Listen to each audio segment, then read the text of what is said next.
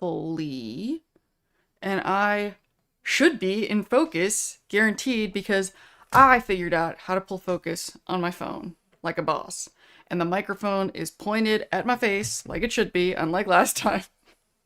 Um, who do we have joining us today? This is the first stream since the unleashing of the Feral Cools Discord. It is an exciting occasion. It's kind of funny when I sat down, like something that I want to try to remember to do is take stills, because you know how I have the thumbnails for the streams, but they're kind of just formulaic. Like, it used to be really organized where the thumbnail for the next stream was a still of me from the previous stream, which kind of bugged me because it was always a different shirt in the thumb. And then I was like, I need to take pictures for every shirt so that when I do the thumb, the shirt will match. I really would rather it did. I would rather the shirt and the thumbnail match. It's stupid, but I care. And so I put this shirt on, and I don't know why, but I had it in my head that I had already taken a million pictures of me in this shirt. Like, I don't know why. It might be because this was the shirt I wore the first day at Wasteland Jamboree, and I didn't take that many pictures of myself at Wasteland Jamboree, though. Honestly, I probably should have had more selfies from that. But anyway. But when I opened the folder to see, because I was like, maybe I should be wearing a shirt that I haven't done pictures of yet. But then I looked at the folder, and I had never once taken, like, I think I've done it on a stream. Like, I think like 2 streams ago I was wearing the shirt, but I didn't take pictures. It's like, anytime I've worn the shirt on stream, I never took any pictures. So anyway, I took a bunch of pictures before this of me in this shirt, which is a great shirt. It's probably one of my favorite. It probably is my favorite Fallout shirt because I designed it.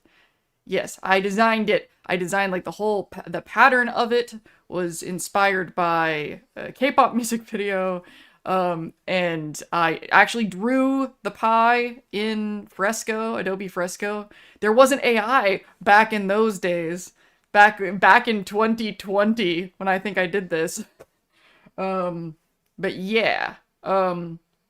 So I took a bunch of pictures of me wearing the shirt, and a few of them like were actually like kind of good pictures of me because I was also playing around with the lights, you know. Right, like this is kind of a branch, but this light, normally I have it like behind my monitor that's right here, and it was just in the way. I just did a whole bunch of cleaning and reorganizing in the parts of the room that you can't see. And there was a reason I didn't want them seen. Oh, it was a mess. And but it was really in the way. Like, there's stuff that I have like stored back there that I couldn't get to because I was climbing over this light, and as a result, the corner was getting messier and messier because I didn't have enough access to it to clean it and make it look nice. So, I, was testing new arrangements of lights, and so I ended up getting some pretty decent pictures. Not just good for thumbnails, like maybe like good for other stuff. I would say like dating apps, but I don't think I will be touching dating apps for a long time. And so I'm like, what do I do with these pictures? And so I was thinking like, you're about to go on a journey about how ridiculous my brain is. So, I didn't want. I have like a really, really bad tolerance for open loops, like unfinished things. I really, really don't like the feeling of telling people in my personal life or the internet that I'm doing something and then never finishing it, which is crazy because I do it all the time. It's almost like a curse that if I say I'm going to, then all of a sudden it becomes like this nervous system overwhelm thing and I can't finish it anymore. So I keep trying to be like, I'm not even going to talk about this thing until it's done. Like, even when I've mentioned my fan fiction, I'll say something like fan fiction that you'll never read because then there's no pressure on me to ever release it or do anything with it. So I'm really, really careful about. That's kind of one of the reasons I was like, okay, I need to either make the Discord or stop talking about it because it hurts. Like, are you doing the Discord or aren't you? Because, like, I need to start, like, closing all these tabs in my brain and just deciding, which is what a lot of what I want to talk to you guys about in the stream tonight. So, I feel like if I post pictures of myself, that I post selfies now, that that's a thing that I do, and then I have to like work it into my content creation work week when I'm going to take selfies, because I can't just like post a selfie once and then never post it again. That's weird, you know? And then I just stopped and examined that like while I was walking Peg just now. What do you mean that's weird? I thought to myself. First of all, are you the kind of person that cares? Like, you guys have heard the way I talk about Maximus and cringe and stuff. Like, if people saw that I had selfies on my Instagram once and then never did it again, and they were like, so weird, she had selfies once and then never again, do you really think that that's an opinion that I would care about? I'm like, it was like, I automatically, like, my brain just passed through, like, that's not an option without checking to be like, wait a minute, am I still in 8th grade? No. You know? If I took the pictures and I liked them, then I can post them. And also, speaking as somebody who consumes Instagram feeds, if somebody like isn't like a model and doesn't post selfies, and then one day they do, like they're like normally post like advice or whatever, and then like one time they're like, hey, my face, how do I feel when I see this post? I'm like, hey, it's that person. And then I continue with my day. And I think that's how most people would react if they're not used to seeing my face in Instagram, and then they suddenly do. And then I'm like, hey, I took these pictures for thumbs and I like them. I kind of already did that. The last time I took pictures for thumbs, I mean, I didn't like these pictures. I put like this was in YouTube posts, not on Instagram. I put like a screen grab of like, hi, I just took thumbnail pictures of, because it was funny because it was just like a barrage of pictures of just me going, you know? And yeah, I think that if I said I was taking pictures for thumbs and I really liked these, that's totally a normal thing to do. And I don't know why I was like, why I had this weird, that's why you have to stop and examine, like, because sometimes you don't agree with your own nervous system anymore. And like, when you drive over the same roads over and over and over again, you'll just drive, if you don't stop and examine them, you'll just drive over them again. Like, you know, there's some street that you never turn on because, you know, you had a partner that hated it and then you're not dating that person anymore. And you're like, why didn't I turn that way? Like, you know, you have to like reassess all those things. Sometimes you have to reassess a lot of them at once. Okay, now I am looking at the chat. Sup, ladies? Yes. I'm assuming that was in response to when I said that I'm not doing dating apps anymore. I was just like, I do this all the time. I'm always like, if I hate this, then the right person for me probably hates this. So we're probably not going to meet here. Funky Deathclaw. Oh my god, Funky Deathclaw needs an emote for the Discord, huh? I immediately thought of Nuka Grape and Bar. But I think with the free, I only get 2. So I guess I'll be thinking about that. But Funky Deathclaw belongs on the list of like group inside jokes, which actually reminds me, notebook. This is what I'm doing now. I know I used to like type notes during stream, but we're gonna try this. What the primary objective is for this is when I branch off. I have like an outline in front of me of the stuff that I want to talk about tonight, and but sometimes, you know, you guys will say something in chat or like, and then I'll start branching, and I want to write down those branches so that I can close them out if I end up jumping away again. So death claw equals feral cool inside joke. So this is an idea that I had to post reels of, because I was thinking about like, you know, the best quotes, the best, you know, a good bite-sized kind of moments for the, to post as reels. But we talk about these like little inside joke things so often that it feels like it might be kind of actually handy if there was a reel that explained like why we say bar and like where the Nuka Grape thing as well. Like, even if like they're not going to go viral and attract, it's not the core purpose for reels, which is basically commercials for the longer videos. But it is, I think it's a kind of a convenient thing to exist. And then like I could pin those in one of the channels, probably My Dinosaur, and then we can reference those if people like don't know what the hell is going on. I actually, when I went back and I looked at the clip in the video where bar came from, it's really cute to look at now. Now that we know, like, not that we didn't know it was a thing instantly. We instantly knew it was a thing when it happened, but it is cute to see because at the time I didn't know it was about to be a thing, you know?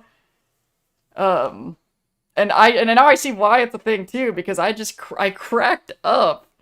Um, it's such a shame because the last time since that I cracked up like that about something, it was the 85% worry, 15% deaths thing. But that wasn't streamed, so microphone volume seems very high. The levels keep peaking. Um, what was I going to say? Right. So, it's such a shame that that wasn't a thing that was streaming or being recorded in any way because it was the same kind of thing where I could not stop laughing at that. I'm gonna not lose. Maybe I should write the 85% thing down because maybe that. I want to be reminded that I was reminded of that.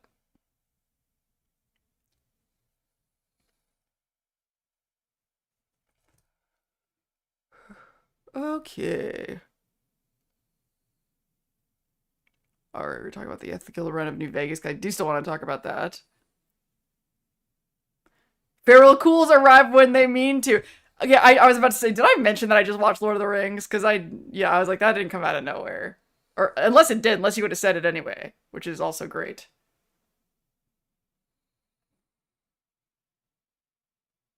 No, I meant to arrive 10 minutes ago. Contrarian over here. For this week's topic, any of the protagonists can count, but my favorite would be Raoul. I don't have any Raoul saves. Oh my god. I'm writing that down.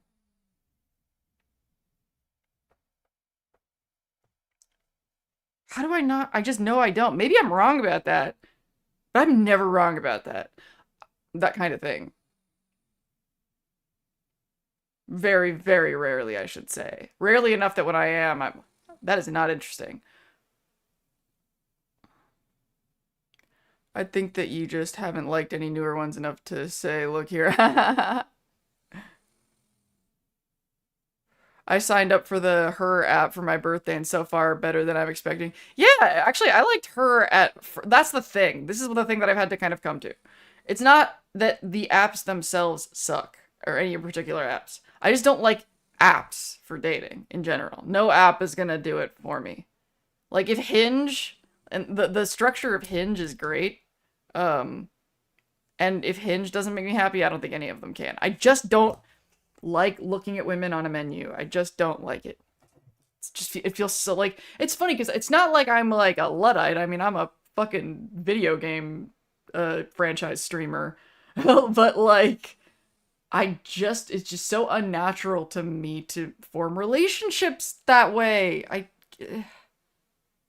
don't know. You know, actually, I think I've told you before, you know how like TikTok kind of ruined my life and it was horrible for my mental health. The video that I put on TikTok that went viral, that made me go off on that TikTok branch, was a video about how I hate dating apps.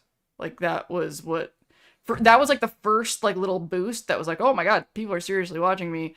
And then I did a video about why we don't need a cure for autism. And that was like the numbers that I thought was going to start a possible career. And then you guys have heard me talk about the whole personal development thing. So you know how that turned out. Oh my god. I was wearing this shirt in that video, I think. Before I cut the sleeves off, though. That's weird to think about. Oh my god, I think I really was. I think I was wearing this shirt. Because I was selling it, so I wore it as often as I could, you know? Weird.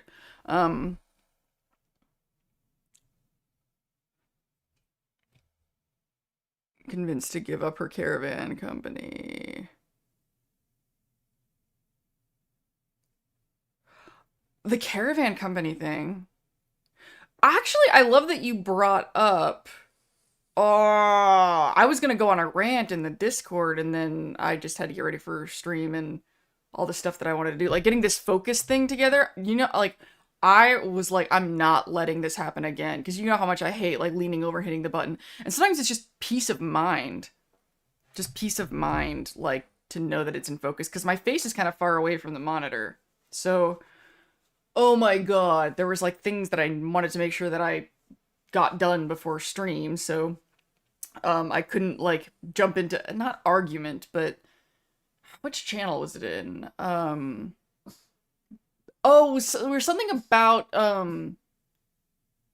like the moral. We were talking about Lord of the Rings, honestly, because Lord of the Rings, the themes and the discussions of Lord of the Rings have a lot to do with absolute power corrupts absolutely. Basically, the idea is even if you're a good person, can you be a good person if you're wielding that much power?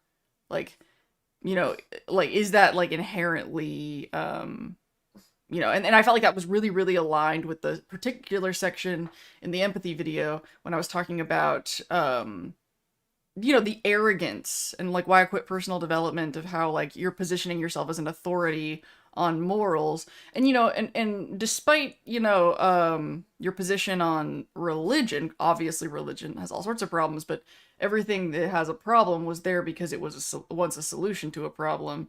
And, it is helpful to people to have moral authority just to stay organized, not because we'll murder each other. God, this is when I was an atheist, and the way the atheists on the internet still talk is like, I don't need religion to stop me from murdering people because I have morals. I'm like, really, where'd you get those? Like, people are we didn't need to be programmed by religion because we were programmed by other things, guys. Like, we're like a lot, not, I mean, there is an innate empathy thing, like in human nature. That's true. But I still think that that the people who say this grossly underestimate how programmed and programmable they actually are. They were just programmed at a different time by people who accept reality in a different way. I don't know. I look back at when I used to say stuff like that, and it was just so. But anyway, back to like the conversation in the Discord. Is I can't remember who it was. If you're here, admit yourself, like confess. Talking about how it can't be morally, like, kind of inherently morally wrong for somebody who's in a position of authority to impose goodness on other people, so to speak. First of all, because all of us are imposing ourselves on our surrounding reality all the time, and that point that somebody made, I think that is important, that like you can't, like, I think there's lots of times where if I haven't yet, that I wanted to talk about that I think far too many people just like try to, especially autistic people, we try to make ourselves makes ourselves invisible, and just because we're just constantly shocked by what unintended impact bull in a china shop effect that we have on people around us, and we don't want to hurt people, so we'd rather just like, this is why autistic people, like, this is almost like a catchphrase at this point, always say, I don't want to be perceived. I'm uncomfortable being perceived. Because that means, like, just by existing, we're impacting other people, and it just seems, like, unfair. Like, I'm just trying to exist here. Why do I have to risk hurting people just by existing? But no, we are constantly impacting our environment at all times. And every time we make a moral choice in some way, we are imposing, our morality on the world, because... and I think somebody said something about there's a tapestry of moral code that we're all kind of contributing to with all of our little actions. And I think that is also very, very true. I think that that's really our place. Our place is to have an influence. Some people call this like setting an example, which is fair, which is, it fits in to what I'm saying, and just by living your life and making the choices that you're making, you are contributing to the moral tapestry of the collective that you're a part of by making those moral choices. You basically increase the moral sort of property value of the collective by behaving in this way. And if the behaviors are rewarded socially and not punished, then other people, like, it'll become like a virus. It'll be a viral good deeds. So yes, I think that is exactly the proper way to influence your culture. And I think I talked about this too when I was talking about Lucy talking to the Legion the first time I brought this up, like right when that episode was new, when the profligate was new. that Lucy's that like basically there's nothing wrong with wanting to set a good example. It's when you are pushing, it's being and pushing are two different things, which is it's weird all the directions in which our culture has trouble differentiating between those two things. Just existing and pushing. When are you crossing a boundary? When are you just existing? Somebody sees a gay couple in a movie and they're like, this is being pushed on me. And I'm like, okay, is that gay agenda being pushed on you, or is it just or is it just a gay couple existing in a show? They're just existing is somehow pushing into you in some way, And by the same token, commenting versus posting content. If you're posting a video and it will just sit there and not get clicked on if nobody's interested in the topic and blah, blah, blah, you're just screaming at the void, basically, then you're just existing. But if you're commenting on something, then you are in their space.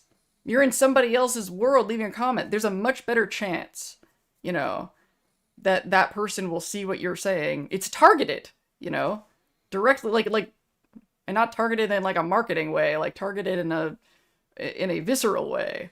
You're not going to like it is more direct to go right into somebody's inbox than to like post something when they're following you and they may or may not see it if they're scrolling at that particular time, but there's not a lot of social understanding, or a lot of consideration about the difference between those two things. So basically what I was trying to, so when I saw in the conversation in the Discord, they were talking about, somebody said something along the lines of, how natural it is for people to follow a leader, and how like a lot of,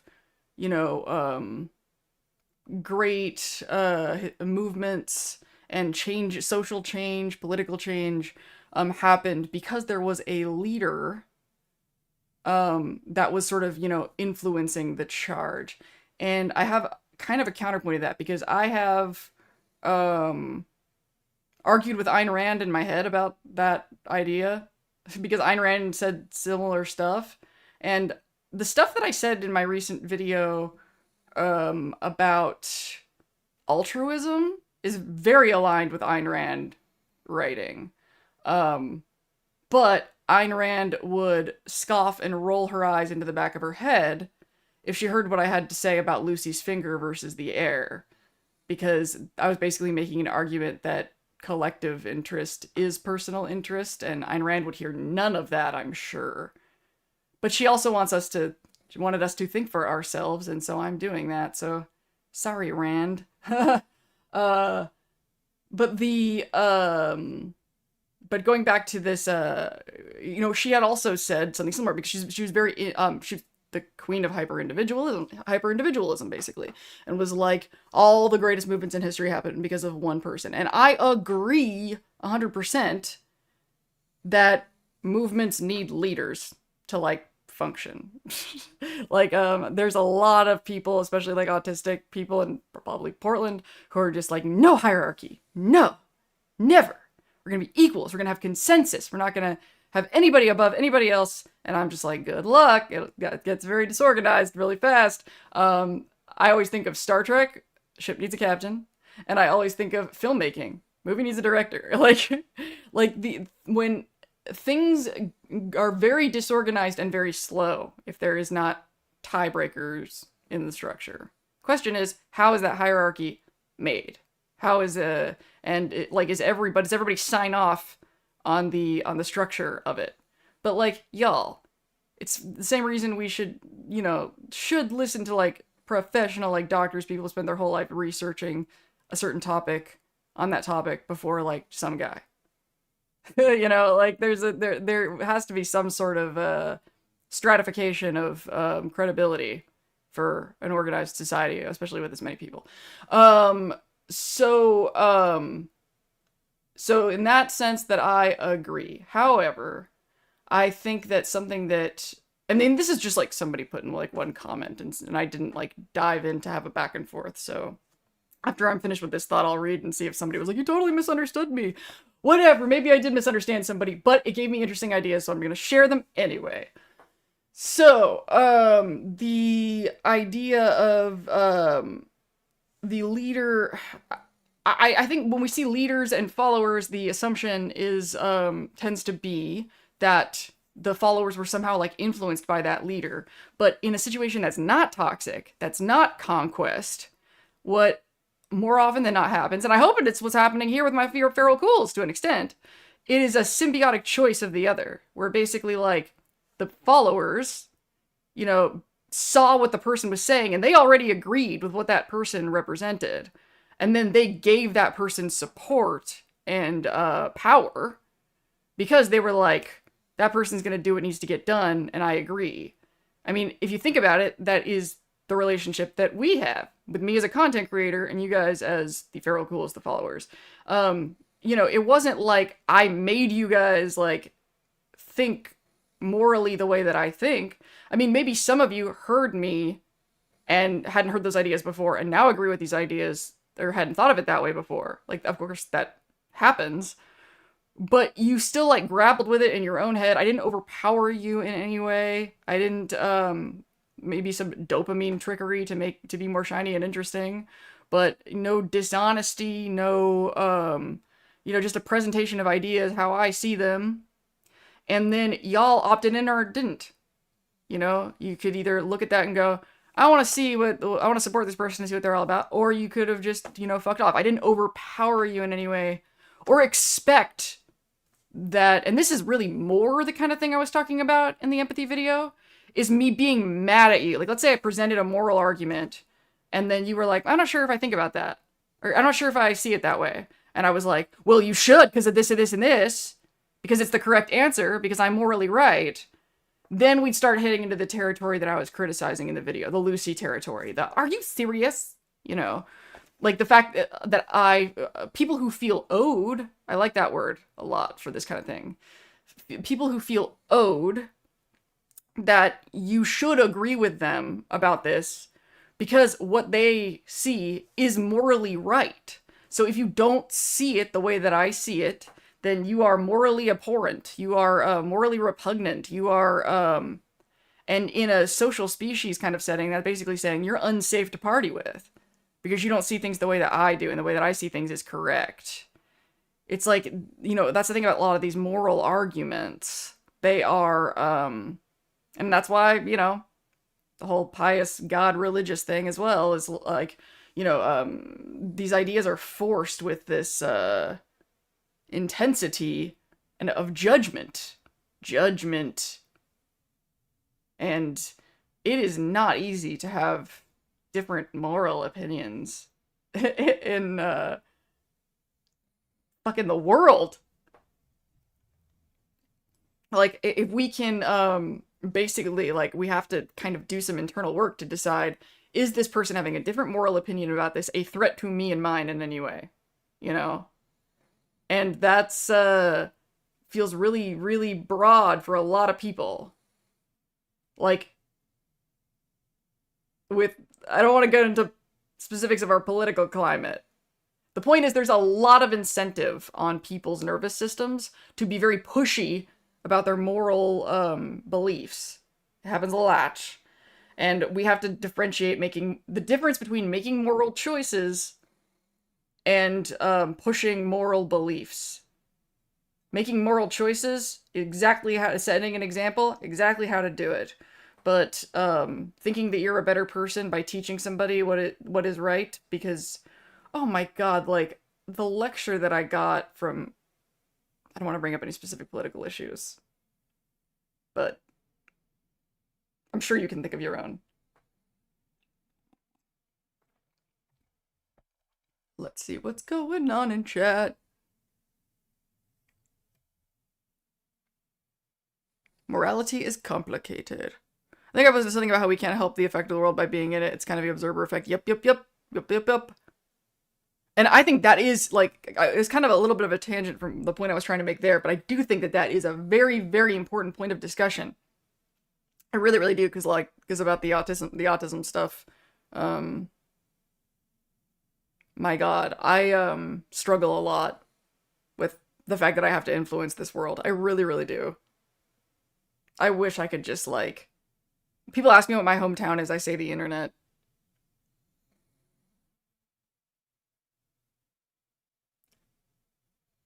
I used to try to stay in the back and exist without being noticed, but I'm much happier kicking in the metaphor. I know, I want to participate too, but I just don't want to hurt people. And I'm still sort of shaking off, I guess, this trauma skin that just has me so convinced that like there are people that would probably really mean a lot to, I think about this too much. There's probably a lot of people out there that would really appreciate getting an apology from me that they're not getting because I keep thinking that it's selfish of me to think they would want one and that they probably never want to hear from me again. And I'm like doing them a favor by never talking to them again. Because it's just safer. It's safer to not engage. It's safer to not engage. And so I'm trying to, well, I guess I'm going to come back to that in a second, is engaging things that I'm scared to engage because there are potential negative consequences. But if you don't, sometimes you just gotta take the diode and run out on Quintus and let the Brotherhood collapse behind you.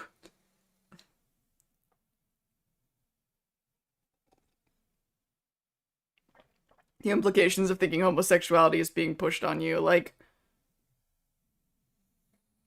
I mean, if your nervous system like really requires status quo, and anything to the status quo changes, it's gonna feel pushed on you. I think that people who feel that way about a lot of modern stuff were betrayed by their education, betrayed by their families. Like I said about Hank. Remember I said that Hank's not a good father, or I judged Hank as not being a good father because he didn't properly prepare Lucy for the real world. He prepared her for his world, the world that he thought he had more control over. And I think that's what a lot of parents do. I think in the video I said something about like how what ends up happening is these kids are conditioned to not be able to survive anything other than their parents. So they have to keep coming back home and living with their parents over and over again because everything that they learned in their parents' household is irrelevant in the real world. And I feel like that's something that I struggle with. I'm like not really that good at any job other than appeasing my mother. Like that's, as far as like, I mean, I'm good at doing a lot of things. I mean, things that like I could get paid for. Like business, interacting with other people. You know, I got really good at interacting with her, but she's not that normal, so I'm not really, I have, like, volatile relationships with people.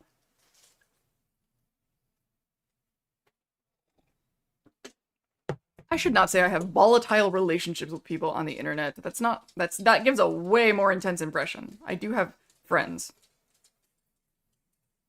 I actually have probably the best social life that I've ever had in my life right now, which is why we're making all of these changes and making all these commitments and stuff, is because things are freaking starting to gel for me, finally. For the icebreaker question, would abandoning the Commonwealth and joining the Nuke World Raiders from Fallout 4 count? Going from building up the place to tearing it down. You mean like your character abandoning the Commonwealth and going to Nuka World? Or like, I was kind of hoping for like NPC stories. I guess like the player character counts. Movements can benefit from leadership, but there needs to be checks and balances. Tyrants have, yes! Tyrants do happen too easily, and I spend way too much time, you know, thinking about making sure, like, as a content creator with followers, that I'm, like, being mindful of... I think I call it the muskification of my brain. A lot of old friends like that. Nothing wrong with protecting your peas. I have always liked a quote from the subject from the 14th book of the Dresden Files. Boink and let boink. Aha! He doesn't know if it's right or wrong. He doesn't really care. And also, he believes that people should be free to do what they want as long as it isn't hurting anyone else.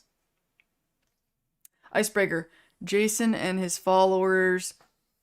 Oh my god, thank you for that. That's the kind of stuff I was hoping to get. It's stuff that, like, I may not have thought of on my own.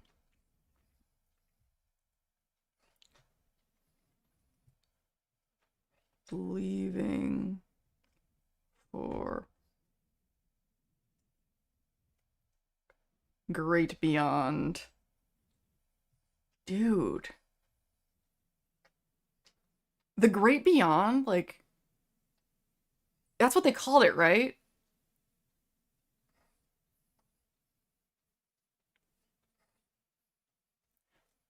And that kind of makes me think, oh my God, House and Benny turning the boot riders into chairman. Oh, I love that example too. Oh man, that's actually, I can't believe I didn't think of that one first. What about the children of Little Lamplight getting the boot? Thank you. And once again, if you have saves of that you can put in the Discord, helpful. And lamplight leaving.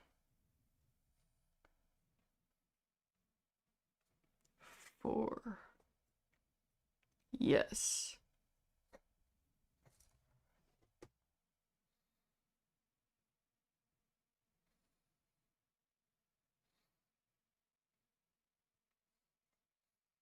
I wonder if Nick Valentine really counts, being that he doesn't remember the life he left. I mean, he does, I guess, remember the life he left behind.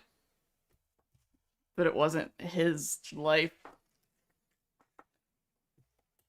I'm gonna write it down anyway. Ooh, this is fun. This is fun.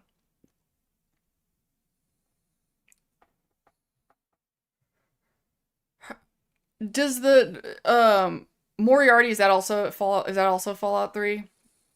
Um do they go into the before and after?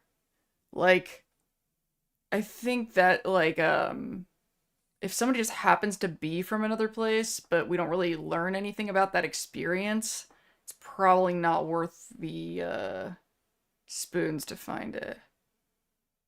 He owns the bar in Megaton. Yeah. Changed in 76 and started. What changes are there? Frustrating changes in 76? I haven't really picked it up in a while. I almost did the other day, but like I really want to finish Disco Elysium though.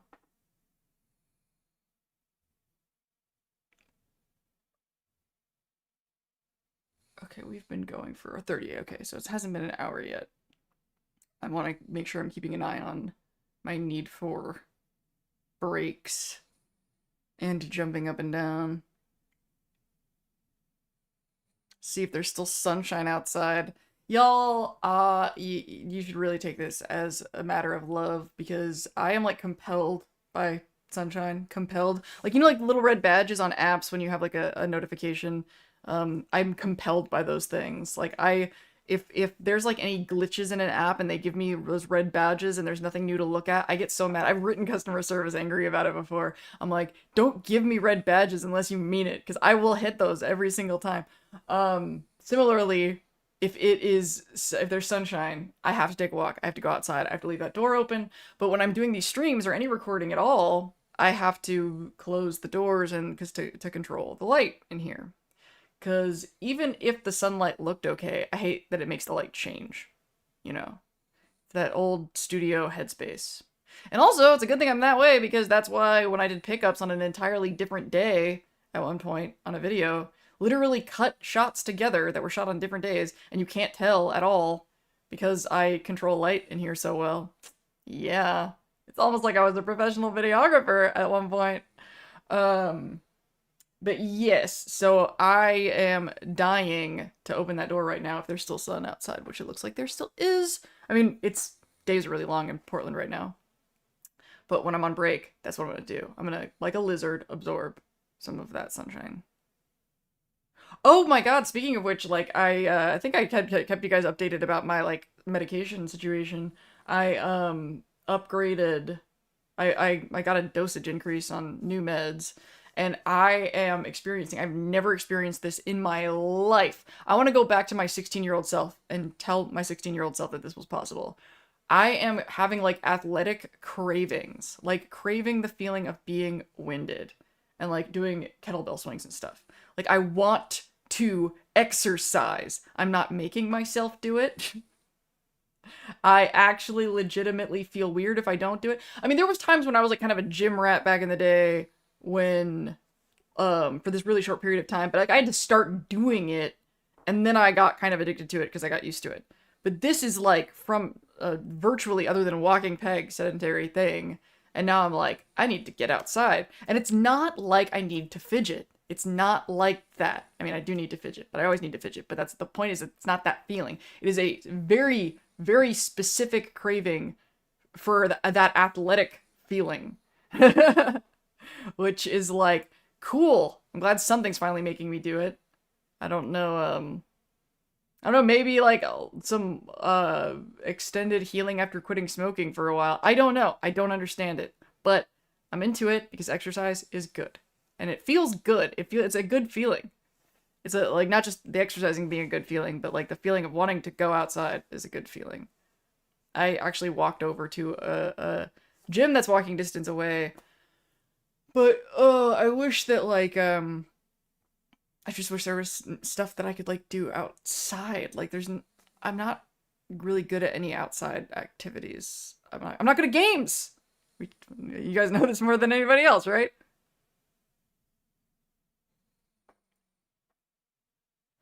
The Lone Wanderer's father from Fallout 3. Like when he went into the life in the vault or when he left the vault? Cuz he like didn't grow up in the vault, right? Come Fly With Me is one of my favorite quests in any Fallout game. I don't know why some people dislike it so much. People dislike Come Fly With Me? That's a great quest. I hate getting lost in the Repcon building. Kellogg. Kellogg is an unfinished character. Have we ranted about this? No, maybe I was talking to Atlas about this. Kellogg is so potentially fascinating, but I feel like there's chunks missing, which is weird because we go through the whole thing about his past, right? There's just something about that story that I feel like isn't done. And not just the thing with Nick Valentine having remnants of, like, and then that never following up on anything. I'm gonna write it down anyway, Kellogg. I weirdly love that character, but I feel like he was, like, done dirty or something. I'm just gonna throw this out there if we haven't talked about this before. But in your fight with Kellogg, when you kill him before you get the synth component thing that you can get his memories off of, I think it was like a suicide by cop situation. I don't think he ever intended to leave that fight alive. I think he wanted you to kill him. And I don't have a lot to back that up. But I'm curious if anybody else got that vibe. Is this a topic? Is this a Lindsay's Fault topic? Because they build him up like he is the biggest badass. This guy has been around for like a gazillion years. He's talked about how, it's discussed how ruthless, how hard he is to take down, and he's just not that hard to fight. I love that gun though. It's one of my favorite guns. I can't remember what his it's a 44. I remember that, but I enjoy that gun a lot. I think it has critical, like lower AP cost for critical hits or something. I don't know. And anyway, I just I have like these weird like Justice for Kellogg moments where I think there are like implications about that character. Because it kind of seems like underwhelming. It almost seems like a lie, right? Like, they hype up this guy so much, and then when you kill him, he's not a big deal. But maybe that was the point. And when we look at a lot of his memories, there is this, like, sheen of shame and regret. And I think that especially because that kid that he happened to take that one day ended up being like kicking off this whole synth era, maybe Kellogg had like was starting to have like reservations about what he was a part of. It feels like there's a lot of shame, right?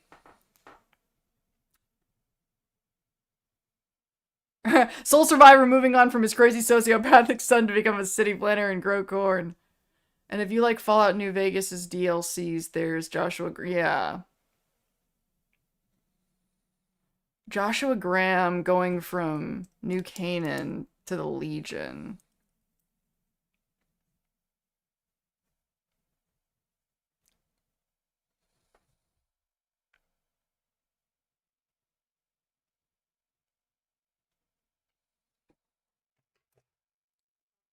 Glad to be here finally. What's the topic? We are talking about, like right there on the icebreaker screen, times in the Fallout franchise when someone left the life they knew for something entirely new.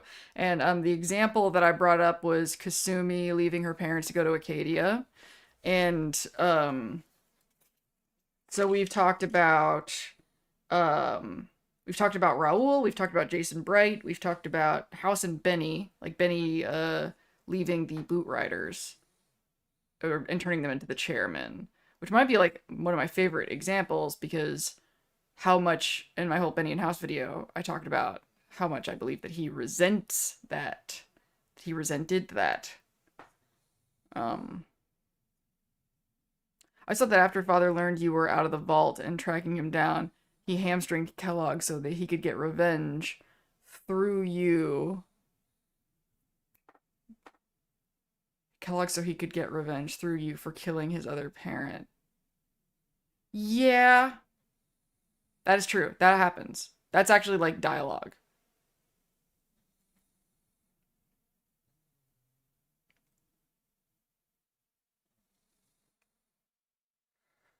I just there's always something about that didn't feel. There's always something about that line when Father says that felt to me like, you know the part in the TV show when Hank says that House wanted to turn people into robots?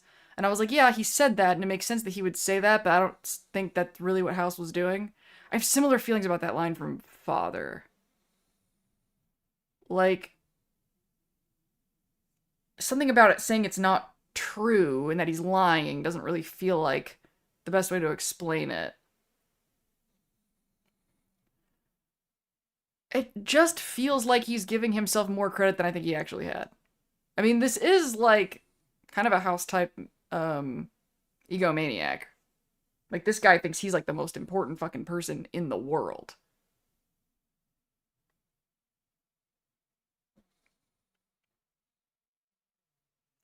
Like, I don't think that Father gives a shit about. Like, I think like he wanted to take credit in a weird way just because he wanted to have control over everything. Something about that. Like, I have it recorded. I'll have to think about like how. I want to talk about an underwhelming character. Look at Dr. Madison Lee. I really liked her, but she's very underutilized and only.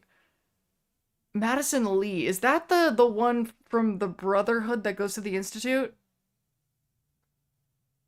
I always thought that Kellogg was that badass, but his time with the Institute broke him and left him unable to end it himself. Yeah. Icebreaker Part 3. Since we're on New Vegas so much, how the entirety of the Enclave. Oh, actually, yeah. Oh man, they really fucked with us with that, didn't they? Arcade is. Arcade's like, you activated Archimedes? And we're like, you're fucking Enclave! Why are you so judgmental?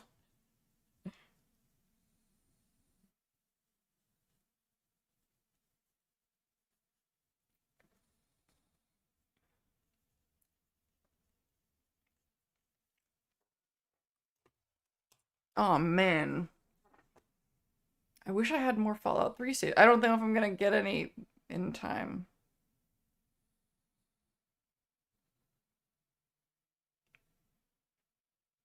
Madison Lee is a returning character from Fallout 3? Really? I've heard people say that sort of like that they could have done more with McCready in Fallout 4 too. And maybe it was Atlas that said that. I don't want to put words in his mouth. But like there were some complaints like if you're gonna bring somebody back from another game, then fucking give a shit. That's from Fallout 3 Project Purity. She moves around a lot. Went with the Institute and can be recruited to build Liberty Prime. I would love to at one point talk about how this is such a subject jump about how Mr. House was you know, being that he was in charge of Robco, um basically signing off on the fucking horrendous robo brain experiments that they talk about in Automatron. And he does talk in New Vegas. That's why he's not a robo brain.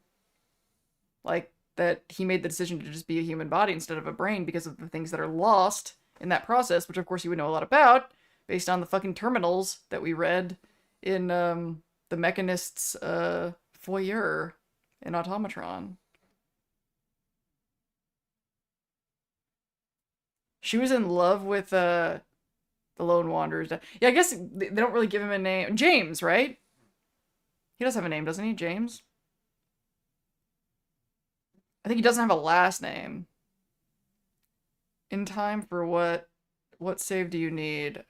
What Fallout 3 stuff have we talked about? We talked about Little Lamplight. I'll put it in the Discord.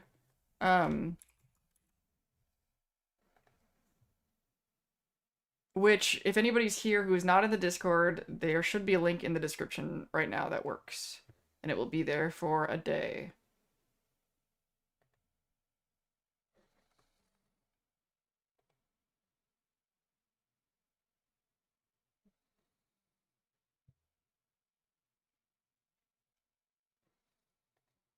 Aha, we saw somebody new came in. Excellent. Right, so in the participation terminals, for those of you who don't know. So one of the things that I wanted out of the Discord the most is, you know, conversations, us being able to send stuff back and forth, and also, you know, be able to brainstorm stuff that I want to do for the channel or what I want to do for content. And sometimes I have like really specific questions that I want to ask that, you know, sometimes I ask them in the YouTube post, but this is a little bit more controlled. It's a little bit more, people with a little bit more investment in my channel can answer questions and stuff there. So in the participation terminals, saves trading post is in there. So if we are talking about a moment in a game that's really good for a video topic, such as these moments or these characters that are related to the icebreaker, and if you have a save at the point that we discuss that you can share, you can put it in the saves trading post. I was wondering if we were going to need like a file sharing thing, but because the file size is so small, you should just be able to post it in there like the way you would post a picture. Yes, be chatty in the Discord. I'm really enjoying the chattiness in the Discord. It is what is the word I'm looking for? Not ideal. It is preferred? I don't know. This isn't that important of a sentence enough for me to have the perfect word to end it. It's just not that important a sentence. All right. So now we have been streaming for 53 minutes. It is now a good hour point for me to take a break. And what we are going to do, keep thinking about the icebreaker. I love it. If you think of more things. Should I change? Because I do have another question I want to ask. Is now a good time to switch it? I think it... Or should I just have two? No, it's too much work.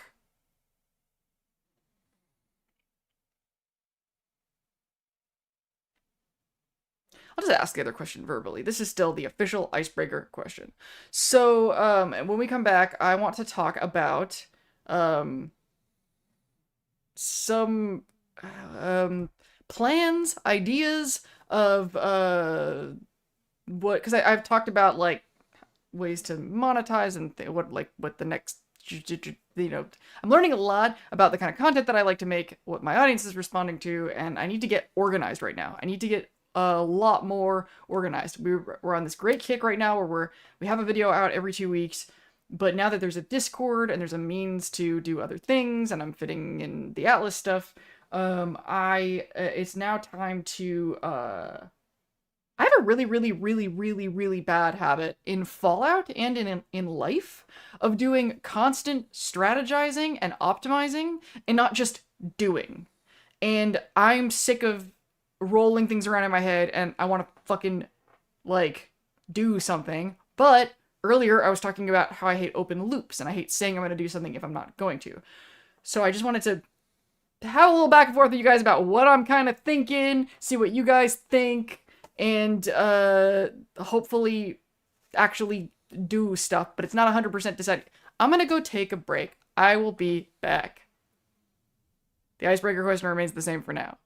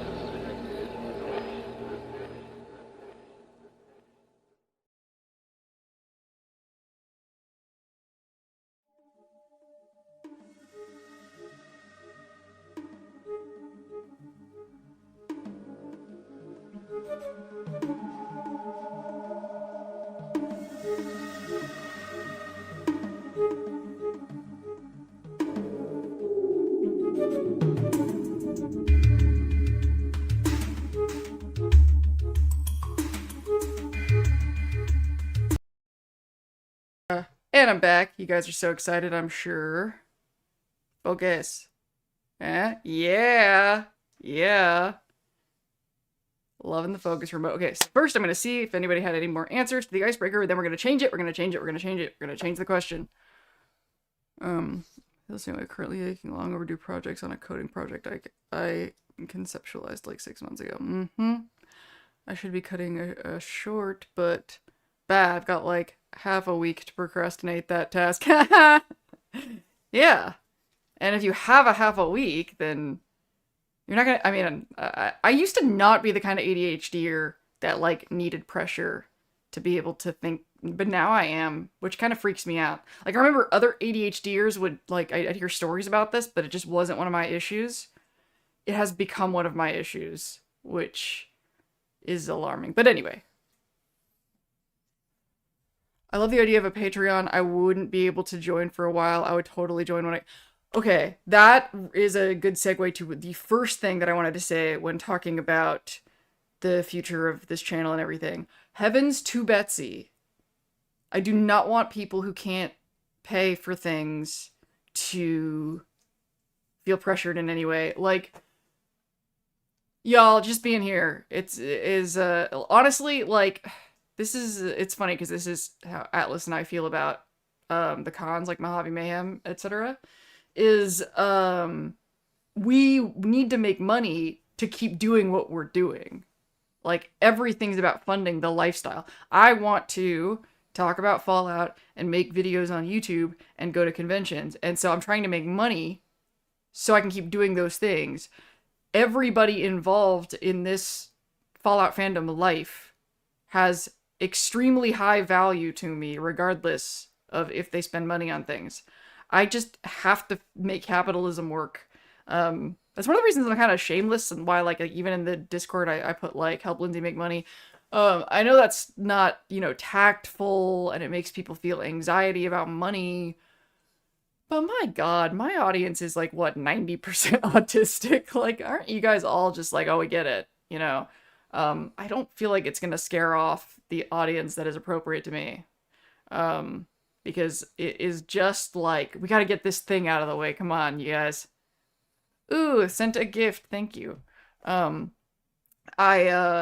just something that's gotta happen. And, but I am barely thinking about, trying to get conversions out of any of you. Like, I hate the idea of people like I really want it to feel like if you have the money, cool, and if you don't. And also, I was thinking about this. It could be one of those things like, okay, I hope that this works in a way that when there's members only content, it will be like essentially evergreen and sit in the members only VIP section. And so in theory, maybe if you had whatever price point I end up picking, like just 1 month, and then you just binged everything that was in there, the 1 month that and then you unsubscribed. I won't tell anybody. I will allow it. Like, I can't imagine how I would stop you. That's what I would do if I were you. That's what I just did. I wanted to rewatch Girls, so I got HBO for 1 month. I'm like barely gonna make it. I have to really hit the last season hard if I'm gonna make it before. I really want this to feel like I have to do the capitalism so I can keep making things, and not like I'm doing this to make money off of people. Do you know what I mean? My God, if I could sort of... I don't want to go off on a tangent about capitalism. Oh, my Pinko graphic's not on the screen, speaking of capitalism. How did I let that happen? Do I just not have the graphic on this scene? Seems so unlike me. Are you guys getting sick of it? Because I'm not.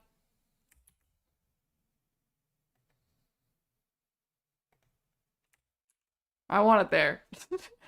Give me money. Okay, it was so cool. A buddy of mine, we were rewatching Fallout, and when we watched the first episode, it showed that scene where they had this line of dialogue, and he says, still took my money, Pinko, or like, and my friend was so excited because he was like, oh, that's the picture on your thing, and I'm like, yeah, that is, isn't that hilarious? And I was thinking about this, it's in every single thumb too. I'm like, is this getting old? It makes me so happy though. It puts a smile on my face. It does not give me more super chats. It should. Give me super chats. Um, it does not give me more super chats, but and I thought like, maybe that's a time to pivot, but maybe if there was like another joke that I could turn into a super chat joke from the show, maybe I'd change it, but maybe I'll keep an eye out for that.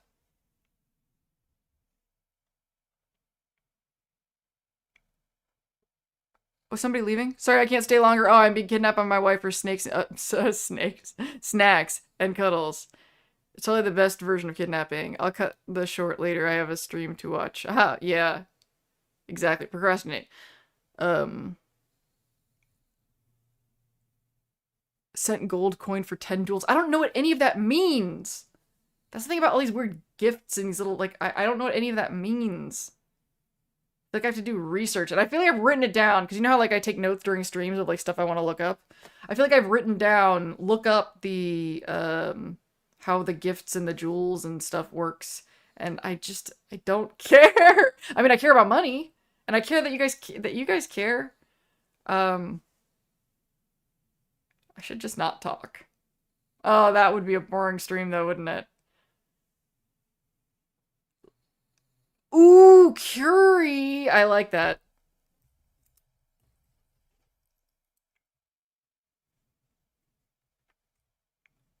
I have thought about... I do have, like, a Curie thought that might make a good video, but I don't know... It seems to me like a really small thought, but I can't tell y'all how many times I have thought a thought was, like, too small for a video, and then I sit down and record it, and the video is a half an hour long. I'm not a good judge of how much, and I tend to make longer videos, which is kind of nice that like there's always going to be like more content because my brain just can't stop, won't stop. And yeah, there's always something I feel like I forgot, isn't there? But I have this idea, and maybe that's going to be one of those things, this Curie idea, that maybe it's a bigger video than I might think it is. Similarly, another idea I've had that I have the same thing about, where it seems like a small idea but maybe it's bigger, is the like significance of the song Maybe. Like the themes of the song Maybe and how perfect it is for Fallout. And I thought that would be a really good connection to The Gayest Showman, because that's another thing I still want to do, the singing. And I want to, and Maybe is one of the songs that I want to do over there. And I'm like, that could be a thing where I'm like, if you want to watch me make an ass of myself singing this. I mean, one of the reasons I wanted to do that song earlier is because I'm pretty good at singing it.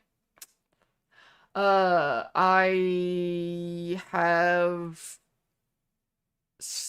a lot of content streams that I want to do that aren't going to get done until I have like time blocks and like a thing where I'm like, okay, this week I'm doing a Lindsay's Fallout video, editing Wednesday and Thursday, or shooting and editing Wednesday and Thursday, and then like that every other week. And then the off weeks, the off Lindsay's Fallout weeks would be my same time window to do anything else that's not Lindsay's Fallout in the world, whether it's a Gayest Showman singing thing, even though realistically I think the Gayest Showman singing thing is going to be like me just kind of sitting and spontaneously deciding to start recording because I'm like in a good headspace to sing stuff, and you know, like that's the way it's kind of been. But those are really short kind of session-y things because I can't sing for very long. Because I get tired. So I basically like, okay, I'm in a good, my body can do this, because you know, when you're a singer, your musical instrument is your goddamn voice, it's your body. So I don't feel like I have a whole lot of control when I'm in good physical alignment to sit and do it. So I have these like kind of sessions, and I could probably do like 5 takes tops, or because I do try to do the whole song, you know. I'm still kind of working out that whole schedule, the whole not schedule, a word between schedule and strategy. This is why I use ChatGPT as a thesaurus. Now you guys know the truth. I'm not good at finding words for things. But I really care deeply about the word being precise. I do think that I'm learning more words. Maybe it won't always be this way.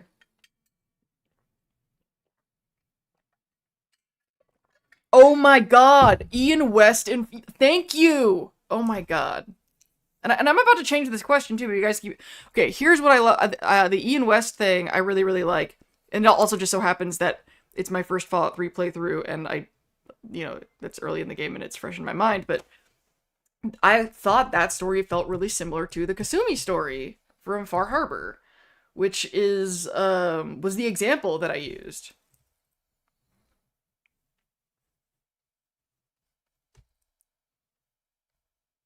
And I still feel really unclear about like what the craving is and the blood satisfying it. Like I have so many questions about what's physically happening to those people. There's not really vampires. And cannibalism, I still don't entirely understand. Like, cannibalism is used as a metaphor so often that I can't tell if there's like actual physical stuff that happens to people if they eat people, or if that's just like, I don't know. And I just never cared enough to like read about it. And I've got other things to do. I'm like, this is the franchise where exposure to radiation gives you like near eternal life, so how much sense am I expecting anything to make? When you're able to talk to the leader, he does admit it's just it's a mutation. It is a mutation. That honestly is that's all I needed. I feel so much better now. Thank you.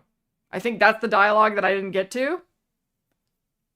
Just the I know like midichlorians ruined the Force, but I feel like Fallout is the kind of franchise where we want the science. We want, even if it's stupid Fallout science. Like, wouldn't there be cold fusion in every fusion core? Isn't that the only way that could work? Does anybody actually know the answer to that question? I'd be pretty impressed.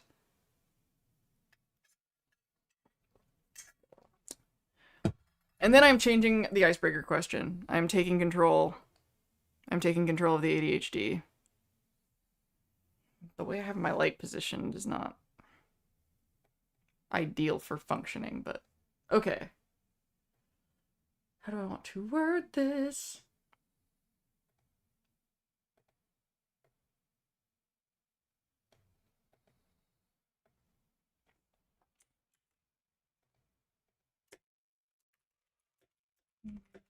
One, as you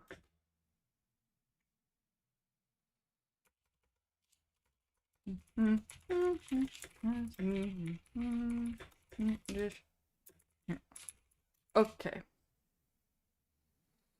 This is a very awkward sentence, but it feels like the most natural. This is like always the what I have to decide in my autistic brain. Do I want the sentence to be precise and clear, or do I want it to be accessible? Because those are never the same things, ever. God, if only they were.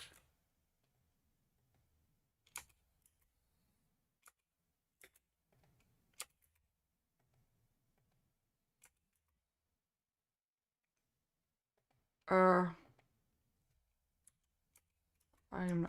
do not want to put that into every dude. No, every dude will not claim that section of my brain. You can't have all of it. I need to still think about some things.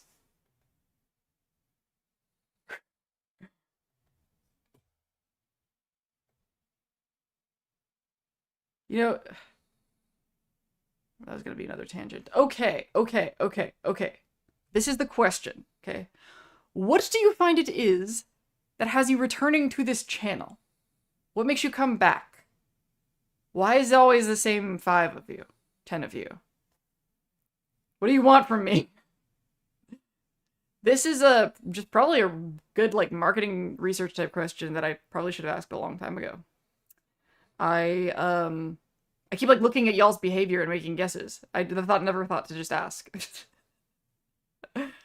What are you doing here? What do you like whatever comes to mind would be helpful information for me before I set anything in stone. Cuz what I seem to have gleaned is like not just from what you guys talk about in chat, but also the topics that you're interested in bringing up, like in Discord. There is, uh, um,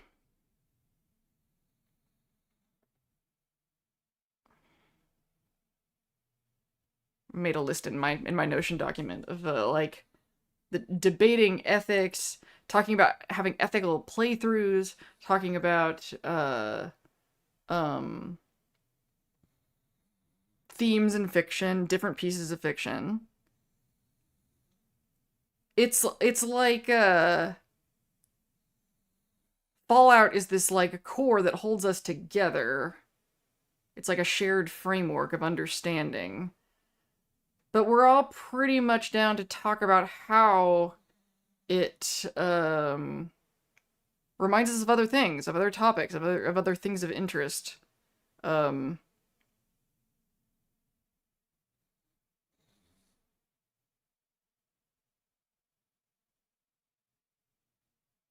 Okay, fusion is when you can combine hydrogen to make a heavier element, while fission is dividing something and releasing its energy. Oh, it says message. Were you explaining the? Basically, in a nutshell, without getting too sciencey, the reason I thought that it would have to be cold fusion in a fusion core is because I thought that's the only way that fusion could be that, like, transported around in a casing that small. Is that stupid? Did I just admit I'm stupid? I don't know if that's stupid or not. But I thought it was like one of the things that was so miraculous about cold fusion is that it's like it's the only way it could get into like people's homes at all. But maybe I'm dumb. Okay, scrolling back up.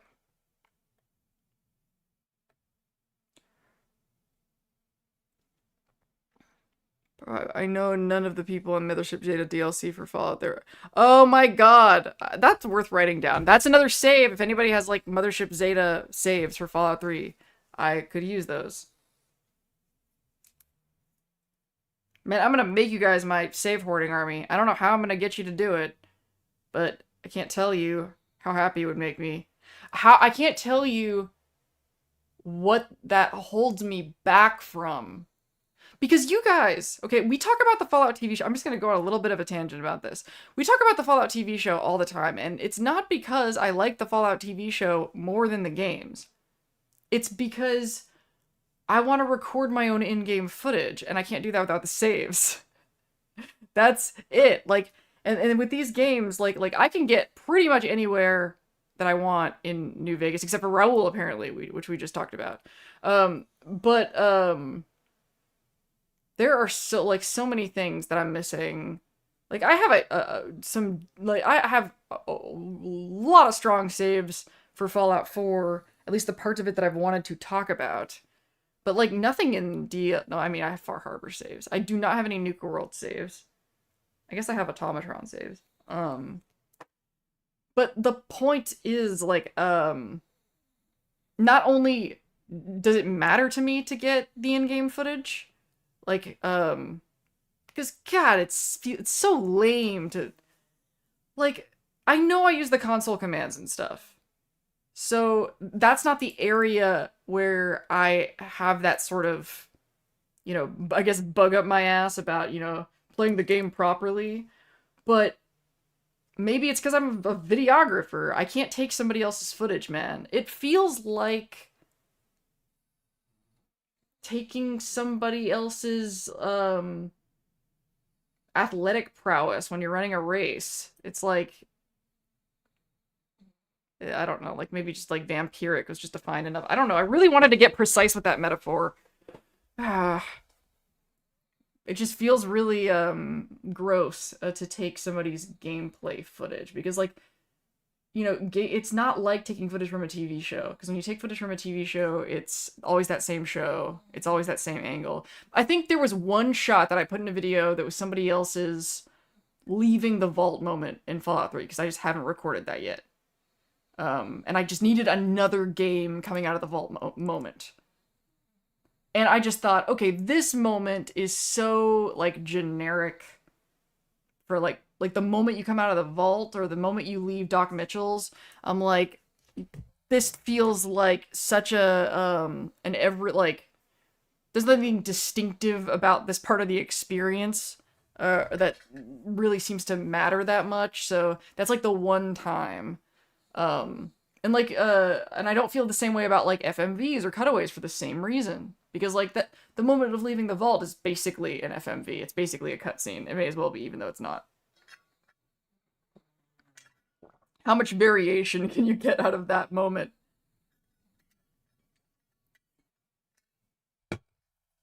It's work, it's laborious. It takes effort to record footage. There's so many more things that go into it than just pulling stuff from a TV show. And so, but even beyond that, I also love doing it. It is so much fun. It's like the most fun of part of my week. Oh my god, when I pull up a moment like the shot of dance that I put the picture of, the dance evolution. Oh my god, I like can get so obsessed with getting those shots because it's all of the satisfaction of like filmmaking without any of the physical exhaustion. It's just incredible. Um so for that reason, it's really important to me to make fucking excuses to make videos in the fucking games. Um but like so it's not only the saves. I need saves to be able to do this, to record this footage.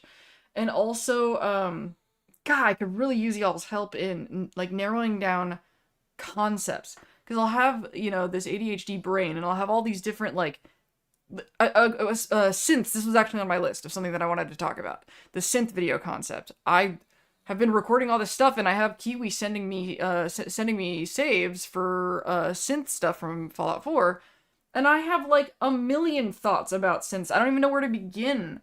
I think I had already kind of told you guys, like, this is the opposite of what I was saying earlier about, you know, like, I'll have an idea that I think is really small of my thoughts about something, and then it turns out to be way, way, way bigger.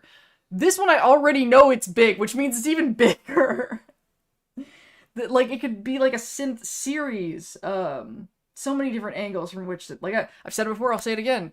Of all of the contributions to Fallout lore that Bethesda made within Fallout 4, synths aren't such an awesome concept. And it's not because they're like wildly even that original. They're original enough, but they're just so well placed.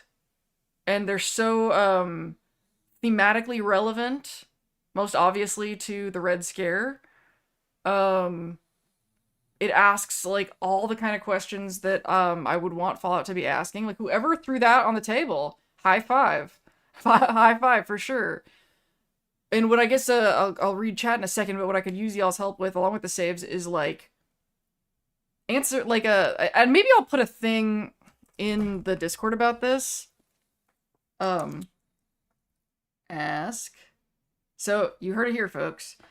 In the Discord, there is, in the, what I'm calling it, participation terminals? Okay, so in the participation terminals, there is a channel called Lindsay Has a Question for You. And after this stream, or maybe during if I get tired or something, maybe I'll do it during, and I want to multitask, ask synth question, synth topic question. In case I forget what the fuck I meant. In the... Move this window.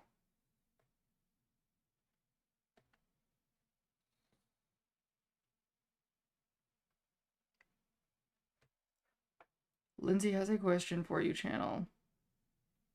So, the Lindsay Has a Question for You channel, the purpose of that is, like, if I just, like, ask you guys questions in the, like, main chats, and it's not in, like, that forum format, I will get so overwhelmed and totally forget who said what and where. So, the Lindsay Has a Question for You, it's a forum instead of just, like, a text chat channel, and I'm the only one that could actually post, like, a question in there. So, that way, when I go in there, it'll be really, really organized, like what my question was, and it'll be formatted that you guys are giving me answers to that question.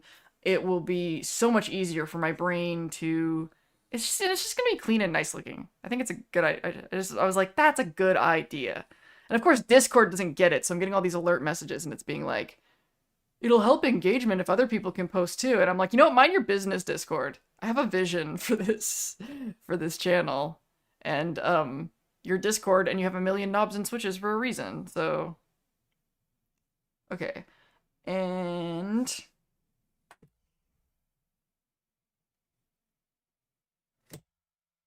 so where did we leave off? All right, now look at chat.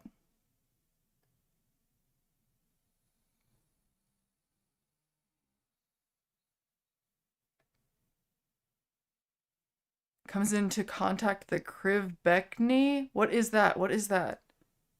I don't remember what that is.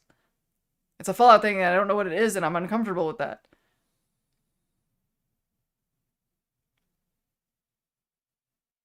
Oh, I scrolled up a little too far. To get together with one of those companies where you can design some kind of merch and they will make it when it's ordered. Oh yeah. The that's what this was. This was a Printify and Etsy thing. But now, if I did it again, it would probably be an Atlas Omnicorp thing. But I feel like we need to figure out basically what we're doing, working out our plans with his products before I throw more products into the mix. I am so picky. It would really be nice to directly print my stuff. I don't know how far off we would be from having a t-shirt printing. But I did once have a client, I swear to God, I'm not making this up. I once had a client when I was a videographer that sold those fancy printers, like t-shirt printers and stuff. And that's why, and I'll wear it at some point, I have a t-shirt that's literally just a test print. It's just a test print of the color chart of the printer. And it's one of my favorite shirts. It's really satisfying. It looks like a makeup palette, because it's just got a bunch of colored squares on it. And I actually had the client send me the exact mock-up of that chart that's on my shirt because I was going to sell it because people kept asking me about my color chart shirt. I'm sure a lot of autistic people would be like, ooh, and I never wear it because it's gotten so beaten up. I'm like, it has some nostalgic value to it, but yeah, if we did get printers so I could start selling shirts and stuff and merch again, then I'd probably contact that client. That was crazy. Crazy times. I would get up and go get it, but I don't want to.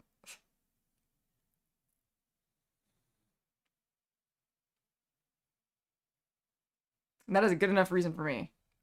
Wait, let me go back to looking at chat.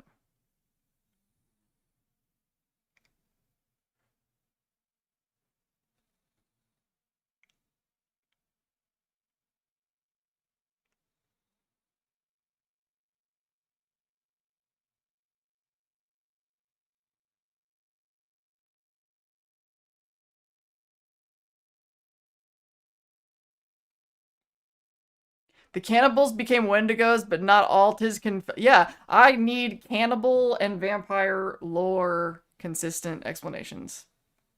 Or my autism needs it. I don't know if I need it. I probably will be fine without it.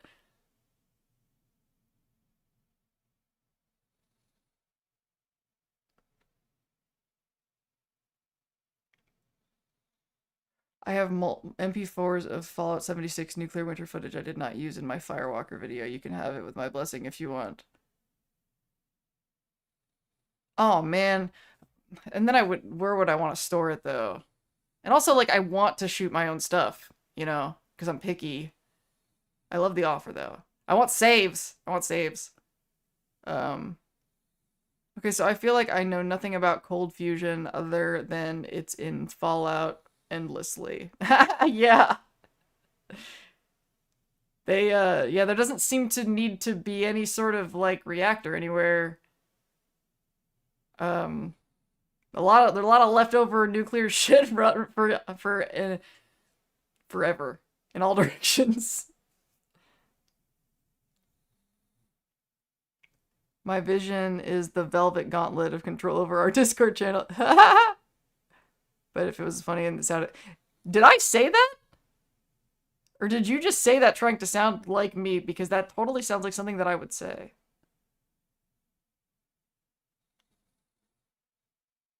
Nuclear winter no longer exists. Oh, yeah. Yeah, exactly. Well, hang on to it. And if we ever talk about... I probably don't need, like, all the footage. But I can think of a nuclear winter related topic. We'll circle back to that. If I ever end up doing an idea that involves, like, where I'm literally talking about nuclear winter, then I will forget who had it. No, Valkyrie Entertaining, who literally like edits and makes content. The person who edits and makes content is the one who has the nuclear winter foot. I'll remember that. I'm making it up for the lulz. It's very lulzy. It reminds me of I think it was Jerry Seinfeld or something in an interview. He was talking about, like, he was making fun of how comedians, when somebody says something funny, instead of laughing, they'll just say, "That's funny." And I feel like that happens to me all the time, where I'll be like, "Yes, that was funny, but you obviously saw me the whole time and I didn't actually laugh, but I was very amused." And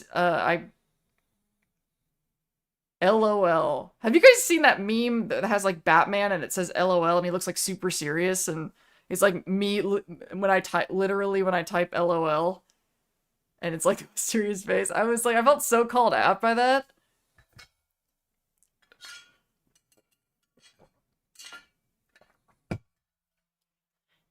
Because but I mean it. Even if my face is, even if I have autism face full effect, I really do mean it. That I am sincerely amused when I type LOL.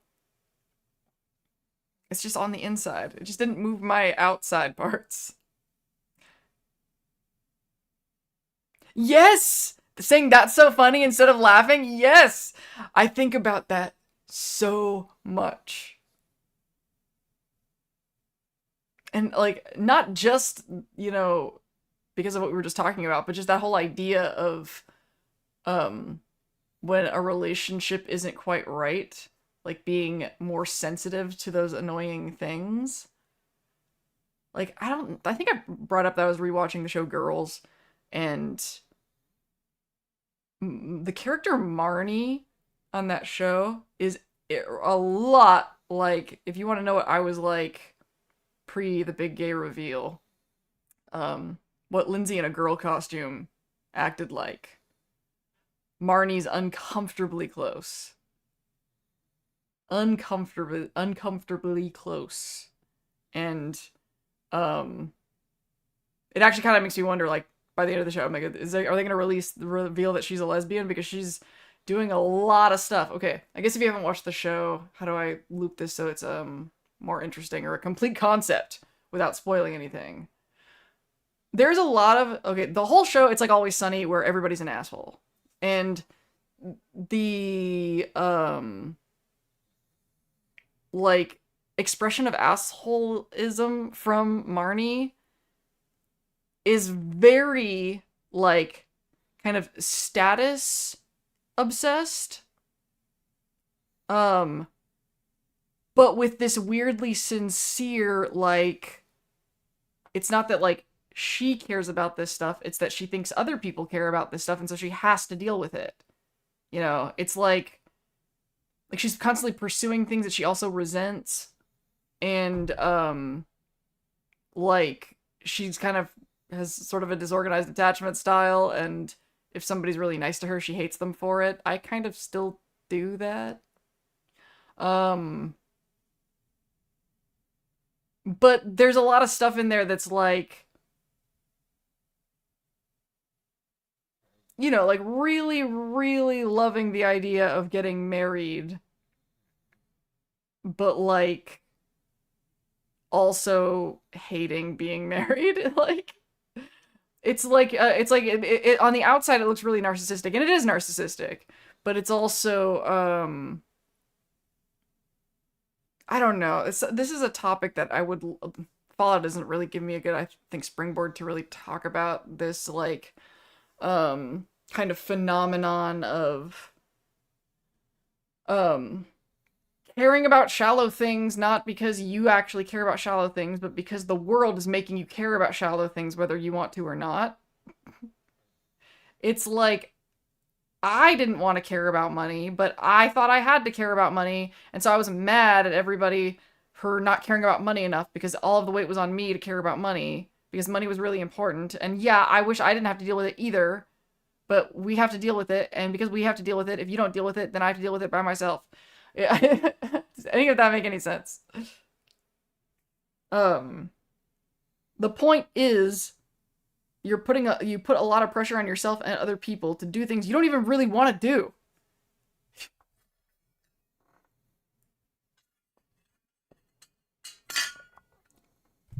But now I can't remember why I brought that up.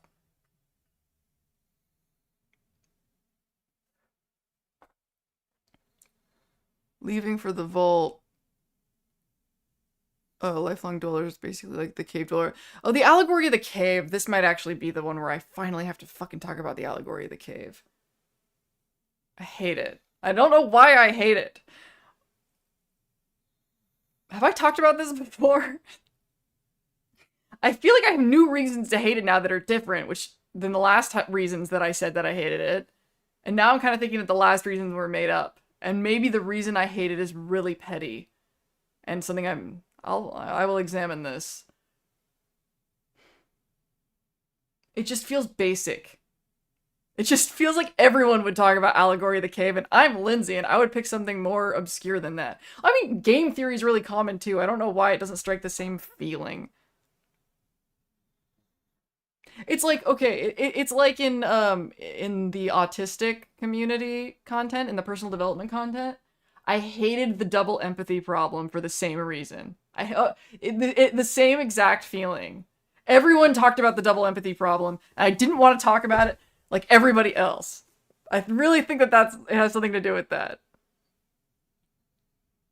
It's so funny because like this is PDA. This is why I'm not a successful YouTuber. Because I'm I hate like being with trends. I just want to go the opposite direction. This is definitely an autistic thing too. I don't know if Kiwi's here watching. He'll probably be watching the VOD. But he at Mojave Mayhem or the Fallout fan celebration, he did not wear a Fallout cosplay. He wore the Steve Buscemi. I will never remember how to pronounce that man's last name. Anyway, it was a meme, a comedy sketch thing that he wore, the cosplay that he wore. Like when he says like, I'm just another one of you kids, whatever that is. The actual line I think is funnier and catchier than that. The point is, he didn't want to go to the Fallout convention wearing it's like wearing the shirt of the band you're going to see, you know? Like, he didn't want to wear a Fallout outfit because everybody's going to be wearing a Fallout outfit. It's a Fallout thing, and he wanted to wear something else. And I was like, that's a little extreme to me. It's like, you know, it's a Fallout convention. It's like one of the fun things is trying to think of a Fallout thing to wear. But I still understood the underlying feeling because that is how I feel about talking about like oh, you're talking about like philosophy adjacent concepts of a video game franchise. Of course you're going to bring up the allegory of the game. But it is so relevant. It is so relevant. I concede. I bow before the greatness of the allegory of the cave. I couldn't get away from you. It will probably be brought up.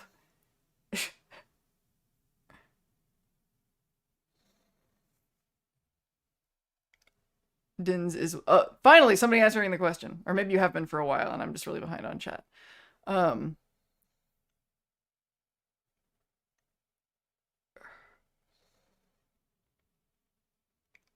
Yes, put book recommendations in the Discord. That is where I will actually look at them. Character Frank Reynolds.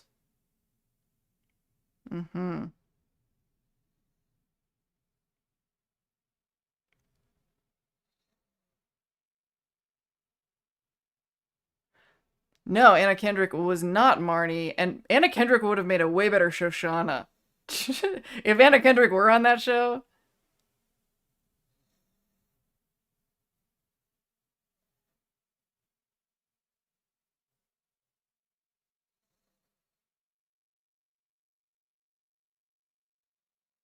But yes, I also, to make it clear, I'm not going to fault anybody who's brought it up, because like I said, it is very relevant to the stuff that I talk about. It really is.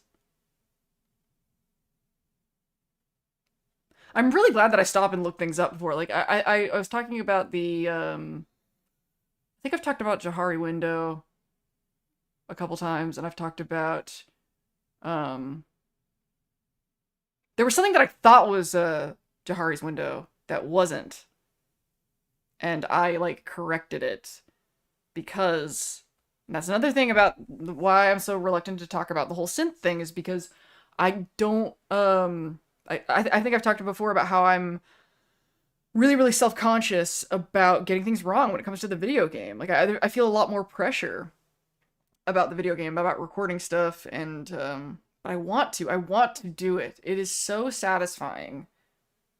It is so satisfying to talk about something from a game and to either already have or get footage. That's one of the things that was so fun about the 76 locations videos. But I would love doing that for story, not just for locations. Probably not to the level I was going to do Lindsay's Fallout 4 films, because that was so fucking ambitious. But, like, you'll see. When I finally do a synth video and you see the stuff that I've shot for it, you'll see. And I want to do more stuff like that. I really enjoy it.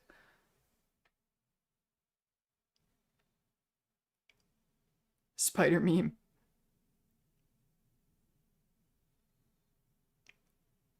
I don't want to be like everyone else, or accused of anything other than your intent. Oh my god. Don't even. That is, as a content creator, man, it's tough. But then I see other people not put in the effort, and I'm like, I'm not gonna be one of those assholes. I'm gonna put in the effort.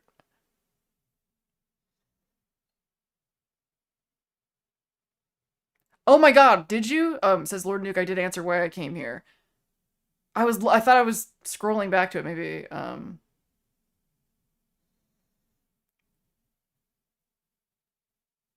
Oh, that's where I missed. I'm sorry, I accidentally scrolled past it.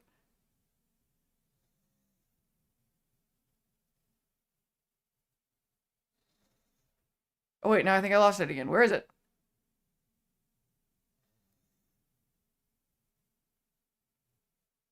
Can you say it again? I'm sorry, I suck. I've scrolled all the way to the bottom now. I came here because you had the ideas that I've been thinking about, but you put into better words, but then I stayed because I love it, and that is a perfect example. Is that not a perfect example of what I was saying earlier about, leaders and followers and stuff? Like, it wasn't like that I influenced the people who became feral cools. They were already thinking the stuff I was thinking, you know? There's, it's like I have like a different job in like the social ecosystem for this like one weird little corner of thinking, this corner of Fallout content. I meant to leave a comment about the allegory of the cave on your service. Yeah, exactly. I'm sure you did.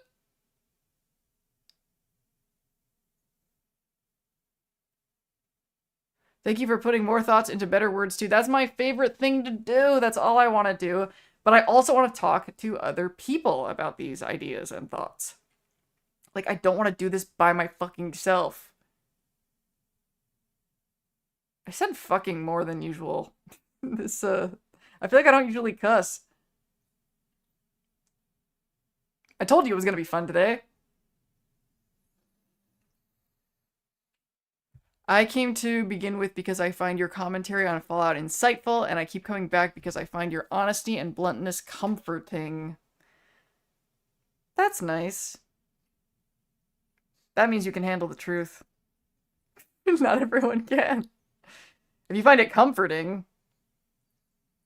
Most people find my bluntness not comforting at all. Most people find it the opposite. That's what I like about this open form. What do I like about this open form type discussion?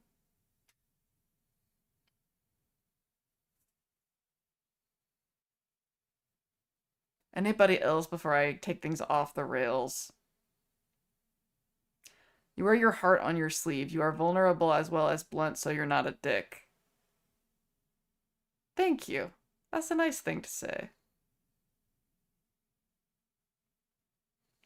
By the way, as much as I love hearing how awesome you guys think I am, like, content sort of driven answers, like, I want to see what your opinion is on this character. I want to see the philosophical takes. I like more factoids, more. I mean, I guess it's kind of an answer. You liking the Lindsay human component.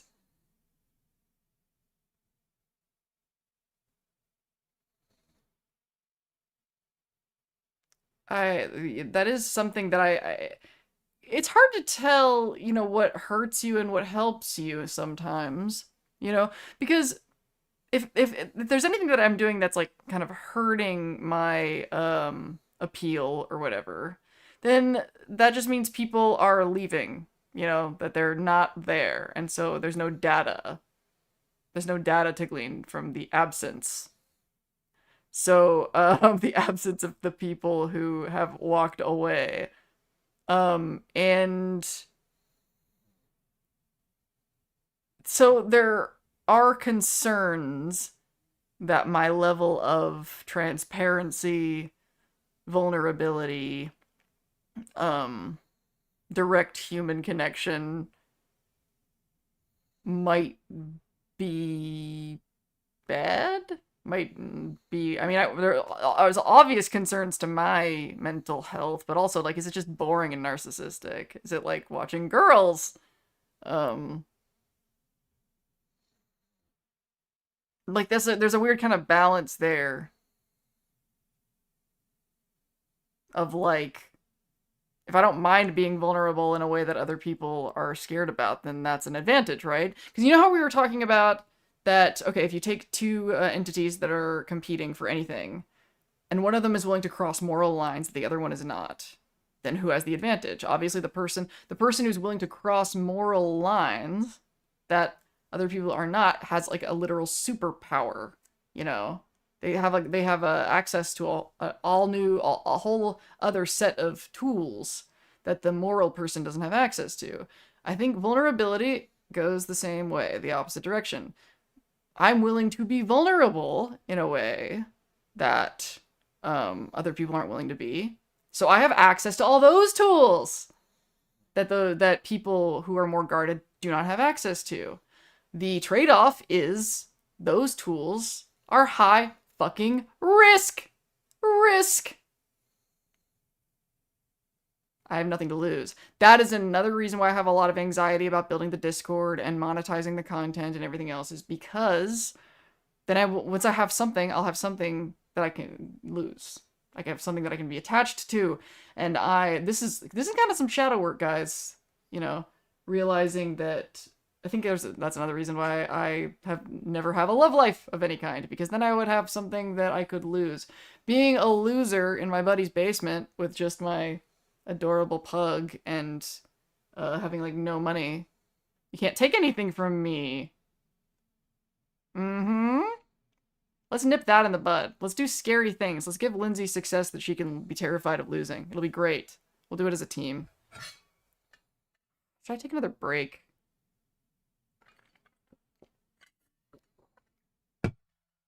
Okay. I grew up with a grandmother who's bluntly honest without being mean like you are. Aw. Feeling worse, something like that, then it's super weird. Aw. Aw. I think I'm gonna say aw again. Aw. That's really nice. I enjoy your breakdowns of characters' relationships and situations. Damn right, thank you. Okay, that's good. I'm glad that came out like I meant it. Ha! It did. You were pretty direct. Pretty literally yourself. I attempted to include the content part with my smart and makes sense portion of my comment. Since you asked, would Lucy's catchphrase "okie dokie" qualify as a thought terminating mantra? Okay, this term "thought terminating." Did I say that at some point? Where did this come from? When did this enter the Feral Cools vernacular? I feel like I like argued with a commenter who said something being. I get how often makes life more difficult. Luce became her version of Rick's wubba lubba dub dub. I cannot find this goddamn save file to save my life. Aw, I'm sorry. Thank you for looking. That's because you're looking for it. Once you're not looking for it, yeah. But it is hard to find save files. That's why I meticulously label all my save files. Oh my god, you guys, my Cyberpunk saves are ridiculous. They should have gotten me my autism diagnosis, I swear to god. My cyber and I'm still not done. You know, it's so crazy. Like I have played this game so many times and I have saved all of these quests and I've done it so many different ways. There should not be anything in Cyberpunk that I can't find. It is unacceptable. I haven't finished the stupid car stealing because I'm not that good at driving and I'm just exhausted with it. So if you have any idea what I'm talking about, there's like a big car stealing thing in Phantom Liberty, and done by El Capitan, and you have some really cool dialogue with El Capitan when you finish all those, and it's like the one thing I don't have is that, because I haven't stolen enough of the cars in they're not all in Santo Domingo. I know that map of Night City more than I know the city map that I live in, and that is without a doubt a fact. I know Night City so well. But anyway, the point that is pointless is that I went through the whole I went through it so many different ways, and yet I didn't get that car thing, and I also didn't have Carrie's romance, because the way that the game works is there's 4 romance options: one for gay dudes, one for gay girls, one for straight dudes, and one for straight girls. The quadrant. I don't know if I said them all. I think we did it. So I don't have any of Carrie's romance, because in order to do the Carrie romance, you have to play a male character, and I would always play a female V, because I like the voice actor better. And I was like, oh my god, I have no... And the only male V save collection that I had, of course, it was the romancing Pan Am one. So I was like, balls, I have to play this game again. I have to get the romance Carrie footage. I have to. Even though I've played this game a bazillion times. If I don't have, like, my collection is incomplete if I can't record Carrie romance stuff whenever I want. And so I was like, there's got to be something else that you haven't done in this game that you might want to save of. Just because you don't want to do this whole playthrough and then be like, fuck! Now there's another playthrough that I have to do because of this other thing. And and so the only thing I could think of is I've never done what I've been calling an asshole playthrough, where I just, because normally I'm a total people pleaser even in video games, and I can't stand being rude or pissing people off. So I will always pick the nicey nice guy options. And so I'm gonna just pick the shittiest answers to every dialogue thing that comes up just to see what people say. Because maybe it'll change things in ways I can't even imagine. But I'm gonna have sex with Carrie, and I'm going to be an asshole to everyone. Which I feel like it is a fair way to approach the game. I think that there are other reasons to suspect that Carrie might be attracted to assholes. You know what I'm saying? 5 of you who have played that game. I haven't had the guts to do Phantom Liberty. Oh, I'm so excited. I wish I hadn't done it yet so I could do it for the first time again. It's so good. The more I think about it, the more I can't believe how good it is. I think I heard thought terminating mantra a few years ago from someone describing real world examples like you have to take it on faith. Maybe it's like just a not just like a thing that's come up in our comments. Maybe it's like a thing that's like a trend or something. Not trend isn't the right word either. God, see how good I am at words, only not? Do you find it weird that in Fallout 4 you can have all the companions romance that have a romance option? Yes. I think everything about romance in Fallout games gives me the ick in comparison to Cyberpunk. It really does. I'm not thrilled about romance in Fallout. I'm glad I think it should be there. Something's off about it. Maybe I have to stop and think about why that is. But I would just be like comparing it to Cyberpunk over and over again. There's something about the relationships in Cyberpunk. It might honestly, I wish this wasn't true, have a lot to do with the animations. Like, Fallout doesn't have that sophisticated of character animations because, you know, there's still an element that's supposed to be kind of your imagination. They tried so hard in Fallout 4, but it still has this, like, if you're gonna have that many conversations with that many people, there just can't be, like, that much versatility, you know, in how that can go down, where it can go down, etc. Cyberpunk often tightens the reins on where and when and with who certain things can happen, so that when those things can happen, the animation is better and the acting is there's more emphasis. You know, things like in a Fallout game, you know, sometimes actors are better actors than they sound because they have to do the same line kind of semi-monotone because you don't know when the character and the player's going to experience that line. And, like, so it's really annoying. Like, and this does happen, like, in Cyberpunk, not good on occasion, where, like, a character will have a line of dialogue where first they'll sound, like, super winded, and then the next line they sound perfectly calm. And it's weird, because, why were you winded now? Now you're not. So they tend to bypass that by just keeping everything pretty even-keeled. But this was Keanu Reeves' time to shine, though. You know, if you think he's monotone and not a very good actor, it just makes you appreciate his acting so much more in Cyberpunk, because he has to keep it that monotone sort of thing for the reasons I just said, because it's a video game and he's there the whole fucking time. Like, he's, like, in every fucking scene. He pops up all over the place. So, he couldn't vary too much in tone, but he's Keanu Reeves, so he barely ever does anyway. But when he's really put with that kind of restraint, it really shows you why he's a fucking movie star. How compelling he actually is, staying in those, you know, two notes, you know, and how much charisma he has. Because, man, if I listened to a lot of that dialogue, a lot, and my respect for Keanu Reeves, how much tone and connection he could pack in. Like, and I honestly don't even, I mean, I think there's an element of, like, nostalgia of having, like, an actor that you know that well, being able to command your attention like that. But it didn't give me a nostalgia feeling. It's like, it gave me, like, I've never noticed this about him before feelings. Not like, oh, I'm appreciating this about him again.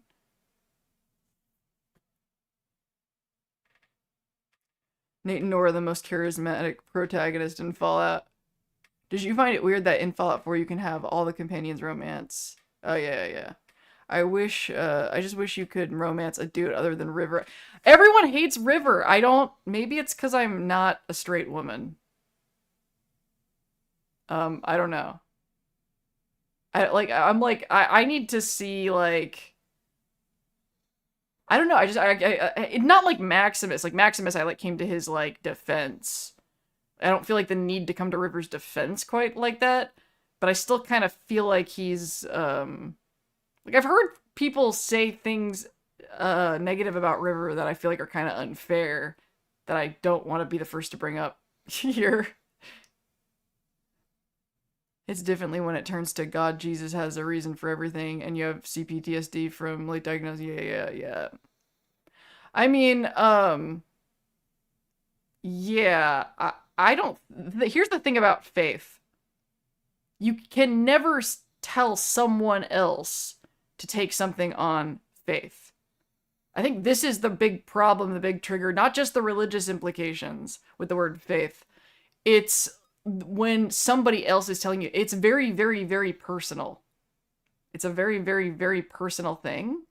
And a lot of the time, when somebody outside of you, whether it's a church or another person, or it's kind of that thing, it's similar, kind of the Lucy Preachy from the Dinosaur vibes, is, nobody has the right to tell another person that they should choose faith.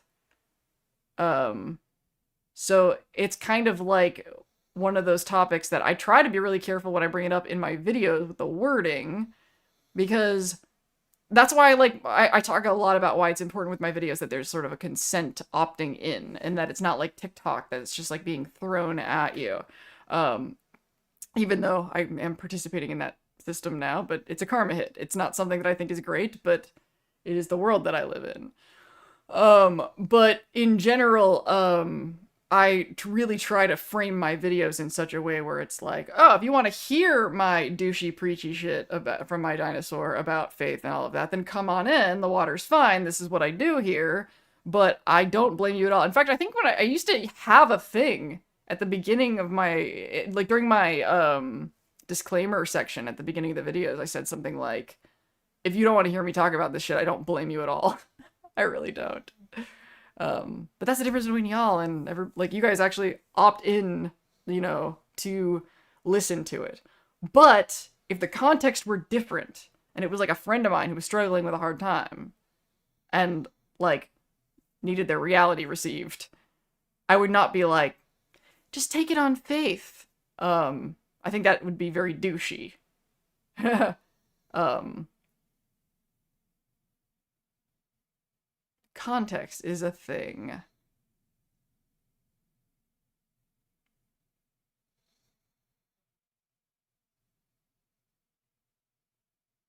That's actually another good example of why, if I didn't want to like put a million disclaimers, I don't think you should watch videos like mine if you're not regulated. Like, I'm not the kind of person, like, if you're like in crisis and you're upset about something, and you're, this kind of goes back to what I think we were saying last week about me not being like a mental health professional or a therapist when I talk about a lot of personal development type stuff. I'm like, if you're in a delicate state, you should, like, my videos are for people that are like, totally have the capacity to like overthink some real shit. You should have high capacity. I should have a capacity like one of those like roller coaster signs. You must have this level of emotional capacity to ride this video.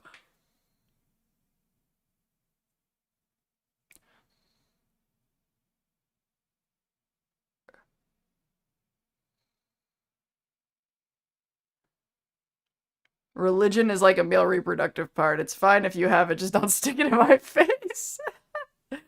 Honestly, yeah.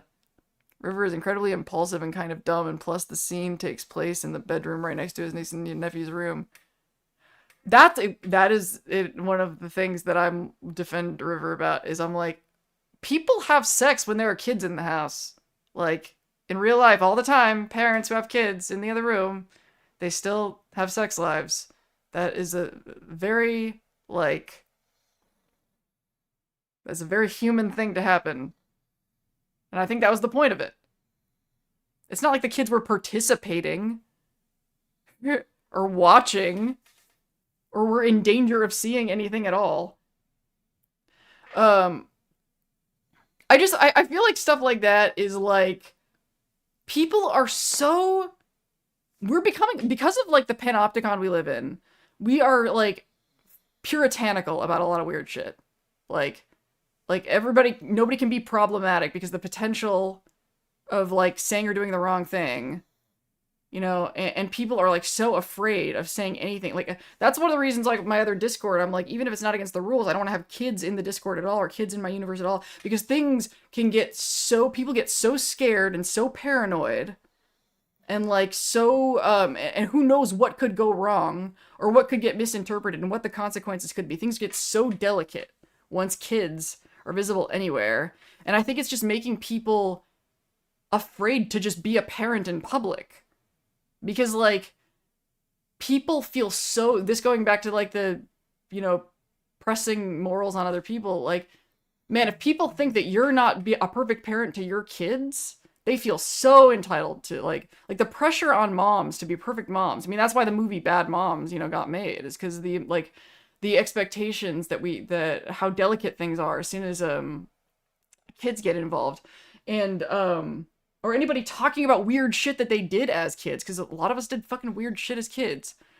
Uh, I think that sometimes our society like has like a an issue with like drawing a line between I'm not ashamed of this and I'm proud of this. So if somebody's imperfect or does like a goofy kind of weird awkward moment and we see it and they don't hide it, then we think they're proud of it and advocating it and saying it's a good thing to be that way. You know, like if you don't think it's a good idea to put this influence in the world, then why would you put this influence in the world? But that basically is like, what's the point of existing? Every time we just exist, we exist on a stage, and that is so unnatural to like the human brain and the human psyche. Like, you know, I am streaming right now, so I'm a performer, so I'm broadcasting. But this is like the only social setting where I connect with people who want to hear about the stuff that I like talking about. So it's a very basic social need that I'm meeting by doing this. I'm just doing it in the times in which we are presented. And I think just because just existing so quickly becomes worldwide broadcast, just existing so quickly becomes worldwide broadcast, that like everyone is judgy about really really unthreatening things. Like, I think we should save that energy. Like, I feel like we should save judging energy for when people are actually dangerous and not just imperfect. That was a really good thesis, I think, to what I just said. You know, save the judgy energy for when somebody's actually harmful and dangerous and not just flawed. I think there's something so dangerous about how hard it is to be flawed in public. That's why I defended Maximus the way I did. 100%. Like, we need to be knocking people who are assholes, who are aggressive, who are toxic, who are dishonest, who are exploitative. Not people who are cringe. You know? Like, cringe needs to fly free. So bad. That's where art lives. Would you say Father Elijah, if not brought up, left the... Ooh. He left the Brotherhood, but... I'm gonna make a note of Father Elijah and, Elder McNamara as well.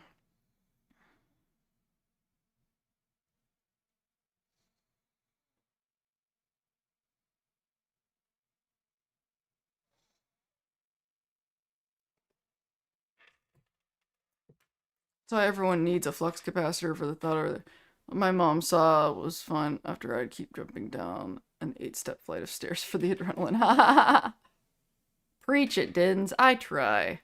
I love your like religion being horrible and now it's like preach it. Yeah, well if it's me, it's different. If it's me preaching from my dinosaur. That is a great point. Was that about the thing I said? The great point is the fighting aggression and not cringe. And there's a selfish motivation too, because I'm, you know, generally like a well-intended but sort of a bull in a china shop socially, and I don't want to be afraid of existing in public because the tiniest weird autistic thing that I do is going to come down on me so hard, because I just want to be able to because I think I should be able to be imperfect. And I think other people should be able to be imperfect. And, you know, like the singing thing, there's a lot of vulnerability in that. And I want to be able to do stuff that might be embarrassing to other people. You know, and I don't want to, you know, now that I'm building something, now that I'm trying to build a thing that I can, like, really depend on, and I'll have something to lose. The idea that I could lose it by being cringe, even though I didn't do anything harmful, is scary.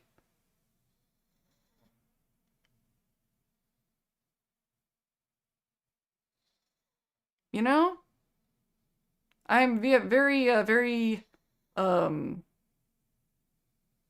grateful that I can be, transparent on the internet with y'all.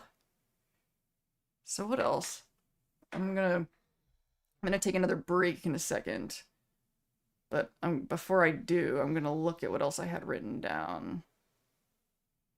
As someone who's basically an agoraphobic hermit at the moment due to things, I totally get it. On more levels than yeah. It's scary out there. You're reminding me of my mom and it's making me happy. I remember her saying some... What? Really? Aw. Didn't I remind somebody of, like, something... That's like, this is another aw. Reminding people of what sounds like comforting people. I feel like I want to... So we've been going for, like... I guess 2.5 hours. It hasn't been that long. God, Lord knows I've gone longer than that. I don't even know why I was even worried about it. And we've talked about a lot of stuff that I wanted to talk about already. I'm craving, like, wanting to get something, like, done. Like, something accomplished of some sort. Because I do struggle with, like, ending stream. I've always struggled with ending stream. Like, having a feeling of closure, of, like, we're done. And I literally think about this every single week, and I never decide on how I'm going to end it. God. That has to stop. I'm going to I'm going to put that in the ask Lindsay has a question for you thing in the Discord as well.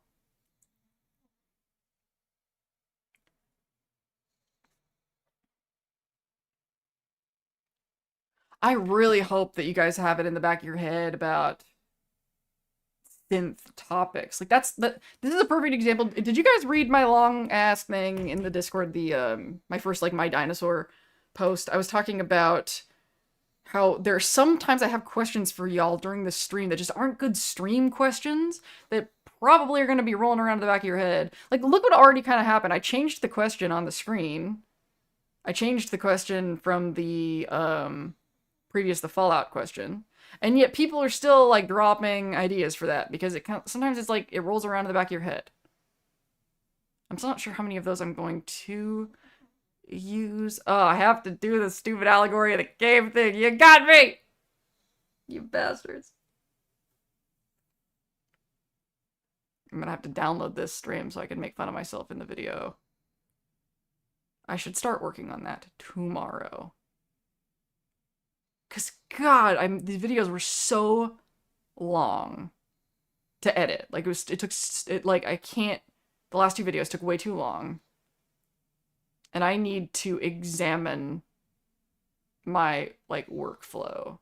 I should really at least write a script tomorrow. A short script. Cause the edits cannot be that long anymore. I hope my vocabulary comes back. Oh. I could also, and I haven't whipped this out yet, I haven't whipped it out, I do have a teleprompter. I could write a script and do... The vibe is so different when my videos are teleprompter, though. It is such a different vibe. Which I'm sure is... You would imagine that it would be. Like, I still think it's entertaining. But it's not, like... Oh, but I think the audio-only ones are funnier. I think the audio-only videos are funnier and tighter. They are shorter. The ones with Lindsay House, I mean. They're not, like, really audio only, but they're not video. There's something about the vibe. Like, sometimes I like the vibe better when it's me on camera. But there is something, like, funnier and lighter and tighter about when I just do it in audio. Because I'm, like, sort of fine-tuning it as I'm going. You know what I really need to do? Is, like, pick, like... When I'm talking about this kind of thing, I go on camera. When I talk about this kind of thing, I do it audio. Like, for example, it makes sense to do the scene recap in audio because I'm showing mostly the scene anyway, so why bother doing it in video, you know? But I think there are other examples of that where, like, I do this kind of thing. All I know is, like, it's tighter and more concise, and I feel like funnier and more upbeat when I do it just recording audio. Because it's like using less neurons. And the on-camera version tends to be a little bit more emotional, a little bit more kind of sloppy. I feel like I have more forgetting what words I want to use when I'm doing it in video. So if anybody has any thoughts about that, I guess.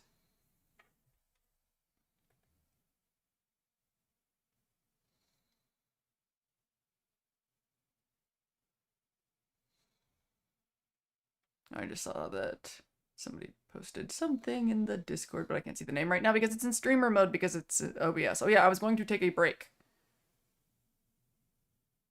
An idea for the Discord, have an Omnicorp outpost section for your stuff with... Yeah. I put that in there too. Can you do me a solid? Just help me stay organized. There is a channel called Your Ideas for Lindsay in the Discord, and it would be very helpful. Are you not in the Discord? I was kind of assuming everybody was in the Discord. If you're not in the Discord, then I'll copy it in over there, but if you are, that would be cool.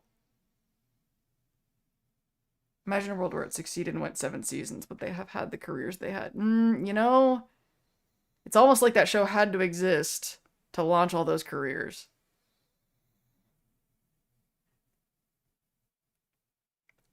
Sent happy poop for 10 jewels. Thank you. The Midwestern goodbye. Kind of feels like it, honestly.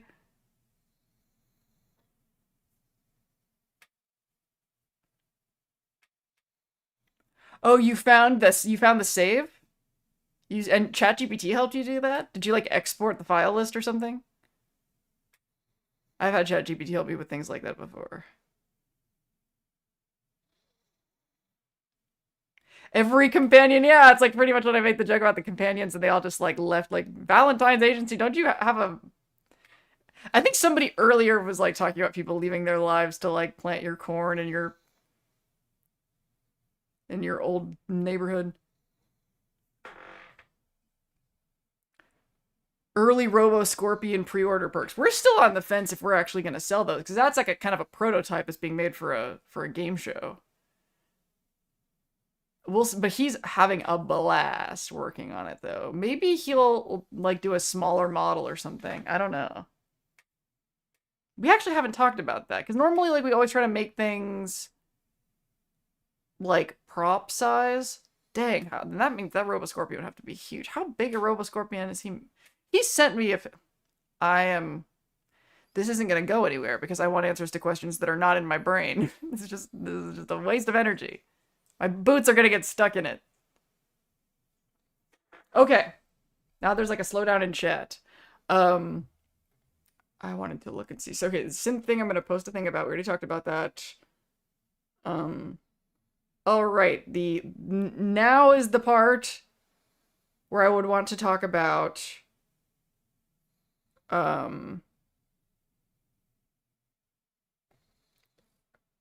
If I offered memberships, what would you actually want? That's the next question. So we got here. I will be back in a little bit. I need to put... There we go. Yep.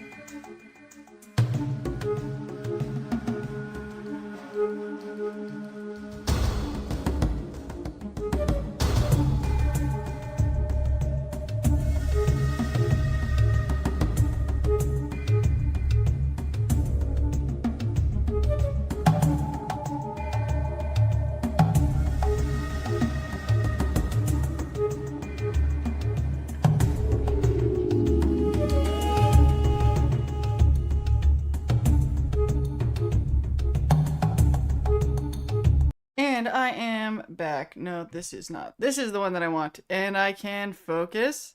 Yeah! Yeah! This phone right here. If you did a membership, I would want... Oh shit, I gotta adjust this thing. That's gonna be annoying, having to change that every time. Every time you change the text, it, like, changes the way that it interacts with its coordinates or whatever. If you did memberships, I would want a behind-the-scene video as a members-only thing. This is my creative process for making a video, and then a breakdown from concept through execution, but I'm a weirdo and into things like that. I would enjoy doing that so much. Like, I love showing behind the scenes of like how I do things. It's like sort of the weird curse of my arrogant brain is that I just think I'm interesting, and the way that I do things is interesting. I have quantum right now, and I put some buoy in it to make it somewhat healthy, or good for me in some way. Not healthy, good for me. Benefit. Yes, I'm still working my way through my Jones sodas.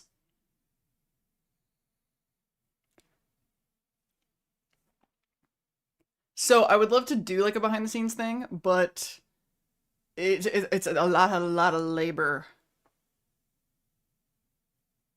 I'd have to like think about like how to smoothly execute it, which would be kind of fun actually, to try to figure out how to record what I'm doing as I'm doing it. Like, because while I'm making a thing, I'm recording the footage for that thing, but we're going zooming out to another meta level. I do have a second camera. This is something else that I was thinking about. I'm gonna write this down. So in my computer, I have 2 spaces for capture cards. Only one of them is used right now.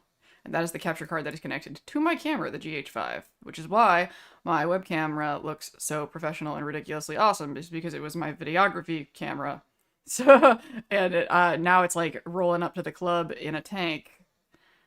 And it is, overkill for what I do here. However,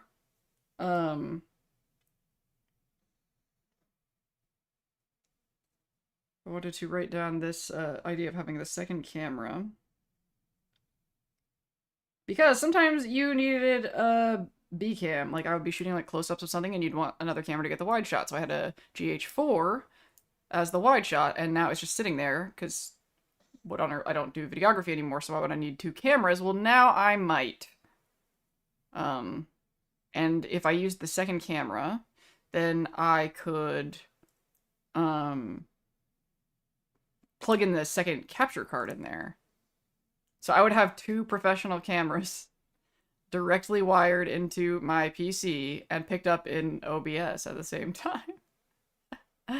Yeah. That's why I need to figure out how to make this shit make money soon, because all of my gear is gonna get old. Like, these capture cards are 1080p, and I need 4K. I need 4K capture cards. I didn't before. I do now. And it's sort of a thing. It's sort of a thing. That I really, really wish that I had them. Second camera and capture card. I literally had this exact same thought while I was doing dishes today. Which means it's an important thought. I mean, I have the space. I've honestly, it's been bothering me for a while. There's like a hole in the back of my computer. Because the reason I had the two capture cards is because the original plan was when I thought I was gonna do the Twitch streaming thing.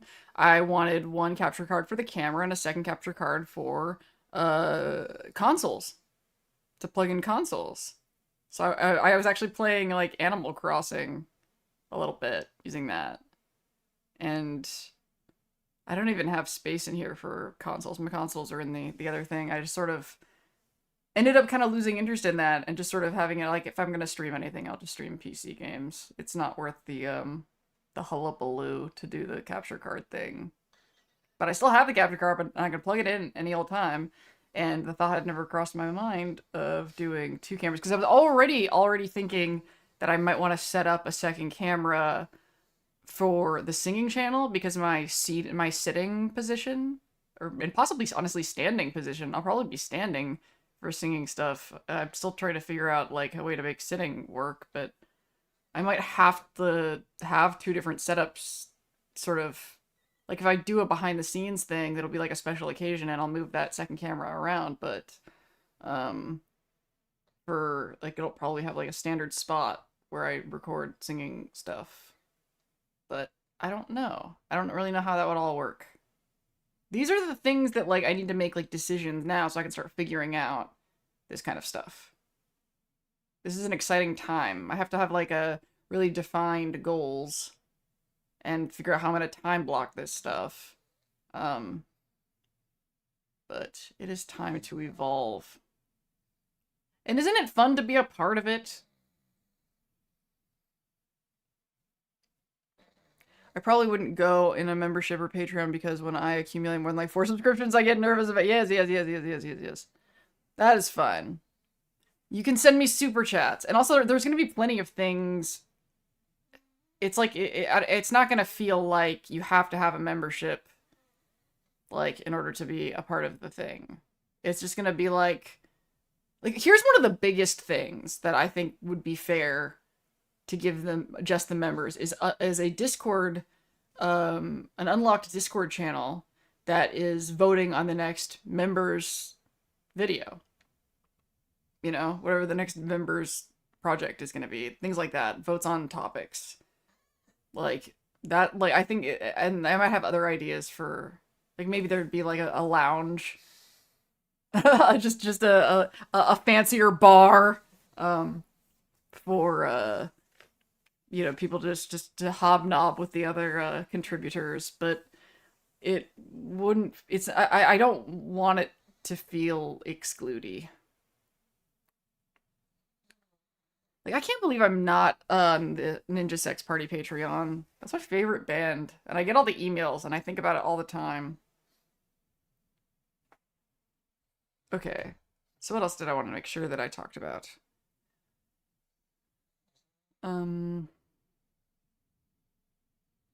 Okay, so, I have a lot of anxieties and a lot of fears about, like, splitting my attention too many things, because I don't want to have any loose ends, right? So that's why I want to do YouTube memberships instead of Patreon, because now I understand. At first I was like, if YouTube has YouTube memberships, why are so many YouTubers using Patreon instead? Because Patreon is a more robust system, and also YouTube takes a bigger cut. So, like, Patreon is, you get more for less money, literally. That's why everybody uses Patreon. I think that in my particular case, though, because of the struggles that I have pivoting between different platforms, I think that it would be worth it to me to have as much under the YouTube umbrella as possible without having to log into other things. I think that like what more do I want other than like membership prices and tiers? Like I don't like whatever, you know, I like Patreon, you can add podcasts and shit. Like I can't, maybe when I expand one day, like depending on where this goes, but I think that having less effort for my brain is paramount at this stage. Like we're going one step bigger, you know, than we are now. And I don't want to be that person that posts a selfie and then never posts a selfie again. Um so the synth theory we already talked about, the Patreon thing. So yeah, so the member only Discord channel seems like a really good idea. Um it gives me an opportunity to offer something that's not additional labor, like producing new content. The voting on future videos I just talked about. The maybe like a monthly stream that's for members instead of like weekly like we do with everybody. Um and I think the biggest thing, and I talked about this in the Discord,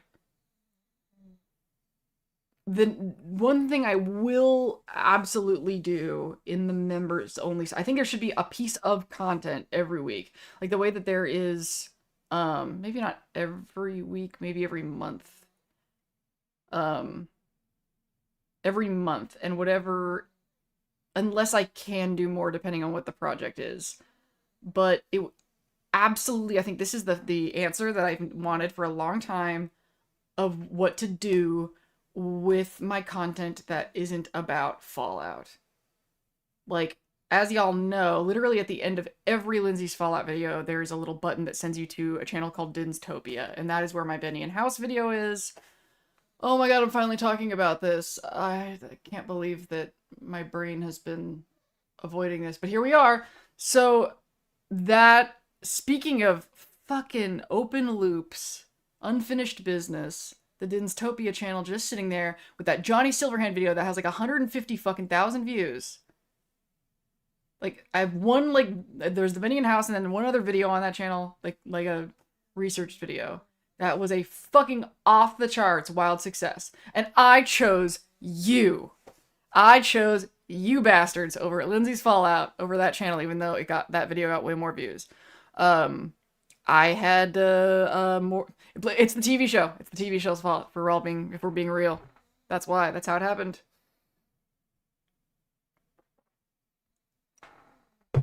So now I need to make decisions.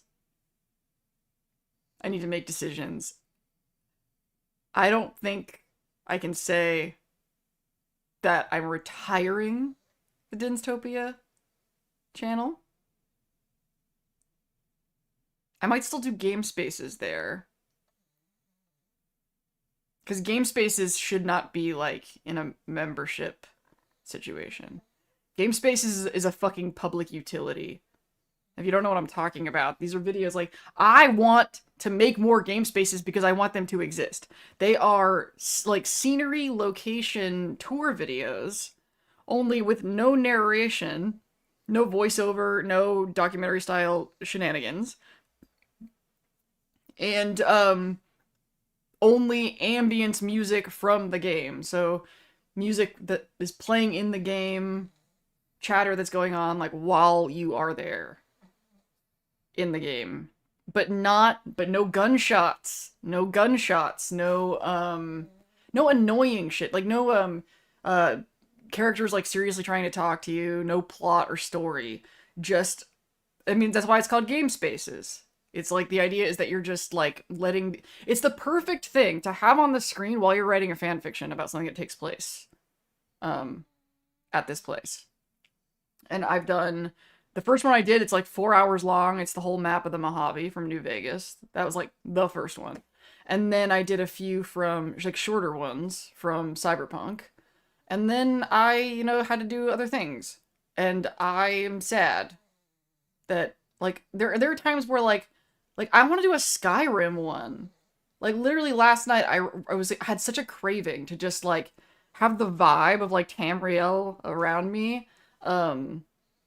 and the music and the sounds, but like I didn't want to watch a gameplay video because I didn't want to hear all the violence and plot and all the distracting shit. I just wanted like the vibe of it to wash over me. I'm like I can't be the only person who wants this. So I started making these game spaces videos, and then I just couldn't give it more time to it. So maybe that is the destiny for Dinstopia, and I think I'd be a happier person if I recorded more. Just, I mean, it's the locations footage, but with just the fun part and none of the hard work part. That's what it is. Just recording vibes inside video games. Um, it's such a cool thing, but I have to like make time for it, which I can't make time for things that don't make money. So the only two like researched thinky think kind of videos are on that channel are the Benny and House and the Johnny Silverhand Unreliable Memories video. So I cannot tell you how many times personal friends of mine have said to me, why don't you put the Benny and House video on your Fallout channel? Why don't you put the Benny and House video on your Fallout channel? Why don't you put the Benny and House video? How many times I've heard that? People who've asked me that, I'm like, how do you even care or know? The world has been very consistent about wanting me to do it, but I just wanted to like move on to the next thing. And I think I've talked before about wanting to replace the AI, the House pre-war shots AI, and that might be a reason to do it, to update the video and put it on Lindsay's Fallout. And maybe I could do that and have that not be a members only video, but have it be sort of a advertisement for membership, being like, if you want to watch stuff like this and stuff that isn't just Fallout, that is a members thing. And then in the future, videos like that. But realistically, no, Benny and House, I think, should just be on Lindsay's Fallout and not be the membership thing. That would be like the Johnny Silverhand thing would be, because it's not Fallout. And that's what I really am seeing this being an opportunity to do, is give a home to my not Fallout content so I have a place to do it, and finally put to rest this Dinstopia cognitive dissonance that I've been carrying for fucking months. Being just like, it is so unrealistic that I'm ever going to go back to this channel. Because I'm like, having that another stream of content to make, and it's another gamble, who knows if it's going to make money thing, that's just like too much risk, and it's just, the math doesn't check out on that. But if that content stream that I had in my head that was intended for Dinstopia is now the Feral Cools membership content, and that is like literally the thing that makes money, that is just makes more sense. It's just better energy allocation.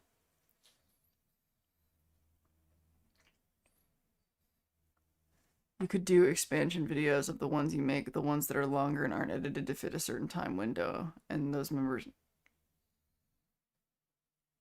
Yeah, like extended cuts and shorter cuts, that is a thing. You know what does tend to happen? And this did, I had a client that had this same thing kind of happen. Sometimes I'll have something that's in the recording that's just a little bit too personal to be in the real video. And, to the public. And then that's the stuff that would be like, this is the members version.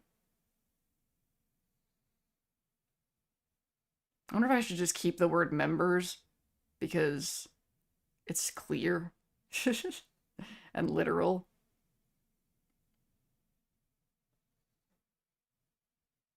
Unless you guys wanted to put some sort of title in front of Feral Cools, like Civilized Cools. Never! Feral Worms.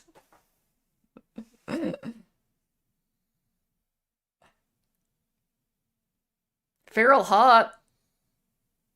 That's actually kind of cute.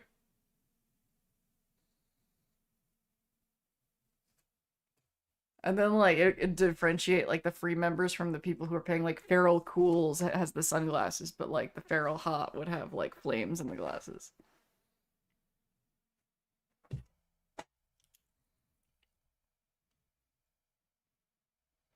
Feral Heat sounds sexual, though. Or is that bad? I don't know.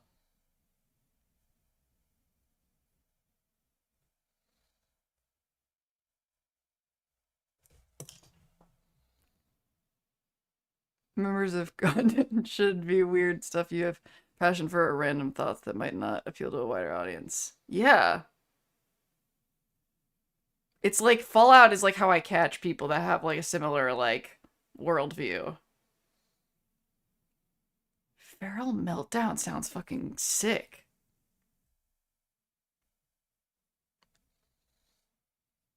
And of course, I love the atomic. It's more atomic! I don't know if Atlas is here, but he would get a kick out of that. I would support experiment of seeing how a mere re-upload of the same unedited for current AI crisis bit of video. You know what? For science, it's worth thinking about. I think I just like, there's something in me that is still twitchy, just feels like it's like pointless to upload the same video again. And then like, at what point would I squeeze that project in? I might need to like book a day. Maybe that's tomorrow. No, today's Saturday, tomorrow's Sunday. I have to do ink work tomorrow. I have to get that project done. There's a project that I'm doing that I have to work on Sundays and Tuesdays. I can't believe I almost tried to wriggle my way out of that. Come on. I'm time blocking like a fucking boss lately. Like I am. That's one of the reasons why we're having this very important conversation, because I'm actually doing a pretty freaking decent job of like following through on stuff. It's just sort of like emotionally exhausting because I'm learning all these ways that I'm trying to sabotage myself.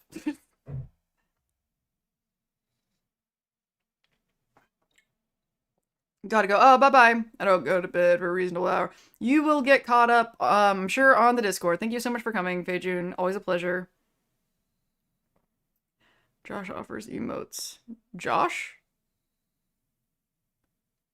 Did I miss who Josh is? Did I skip something? Do a revised video of Mr. House trying to get protege, but they keep betraying him. Just waiting with the courier and the ghoul. No, I can't add that much more content to it. No way. I'm already like, scoffing about changing those AI pictures. I'm like, it's hard to get me to retread old ground. But now that like Dystopia is not the future anymore, now I'm feeling more incentivized to like move shit over.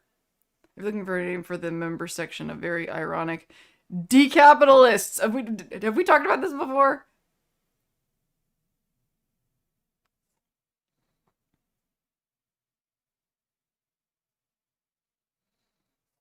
Pink goes, still took my super chat money. What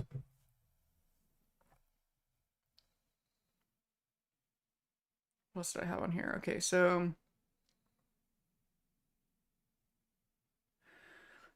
you know what's so funny? Okay, you'd think early access would be the easiest thing in the world for me, right?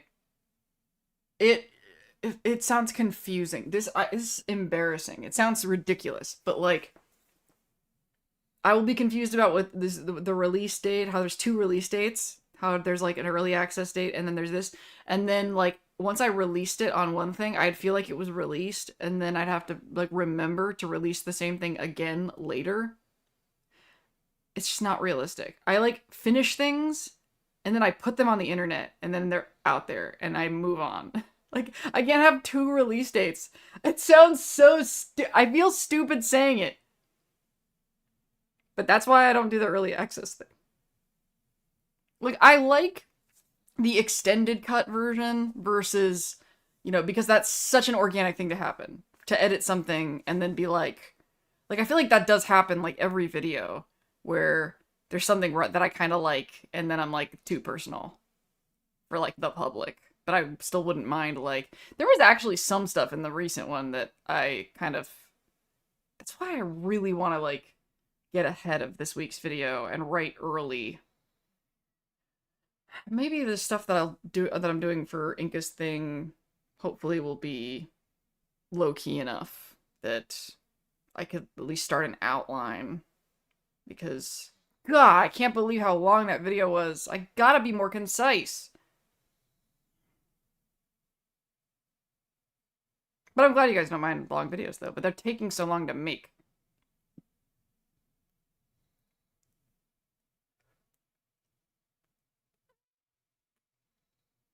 Maybe the early one on Thursday on the Discord, and then the official one.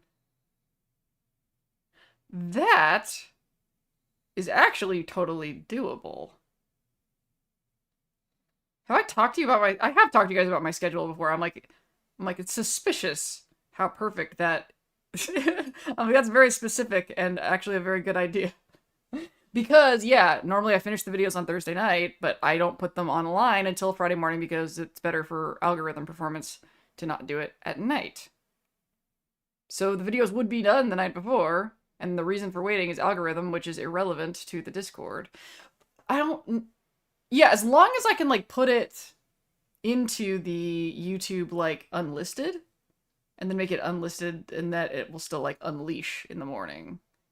I guess that would be the way to do it. I should write that down. Thank you, my guy. I think something about Feral Meltdown I like. I mean, I still like Feral Heat, but it just sounds bad. But that's what I like about it.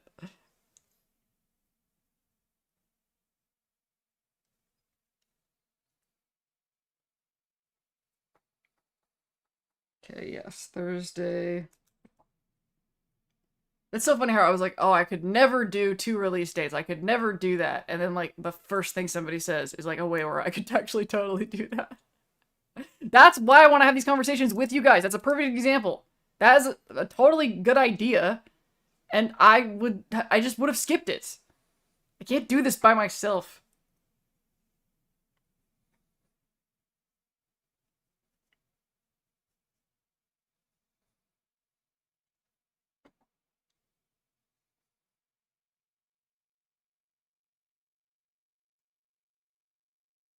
If I remember what I meant by that.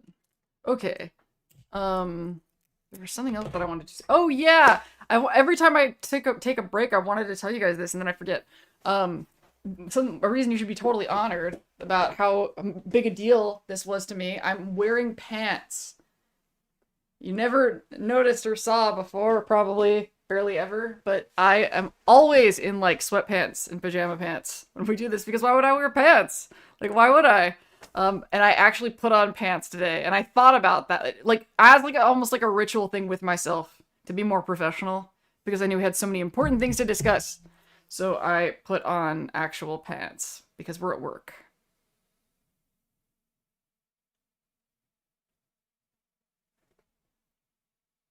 Membership early access for videos is private until designated member view. Oh, well, yeah, that's if, like, I actually timed it, though. But we're talking about, like, if I just made it unlisted and then, like, the next morning just unlocked it. Because I already have a routine of doing something in the morning, so it would, like, it sounds like an extra step, but since it's what I'm already used to doing, you can just swap the, code there.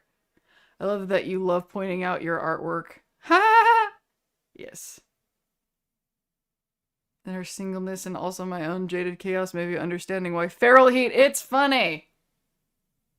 But it's not a good idea, though. It's like I wish I could stop the people that named Soylent. Like just in slow motion, be like, why? Do you know how annoying you're gonna make my life when I tell people that I eat Soylent? Like, how many times are we gonna have to hear that joke for you? Makes me so... It's like when people, the Always Sunny, oh, you forgot to separate entirely the dentist system thing that I talked about.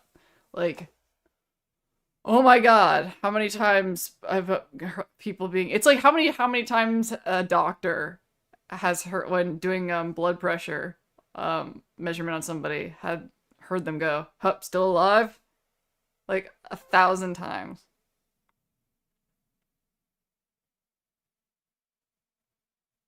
Okay, what's next? Feral Meltdown sounds pretty cool too. Or what if it was like Feral Cools and then like Feral Cold Fusion. That's kind of cool.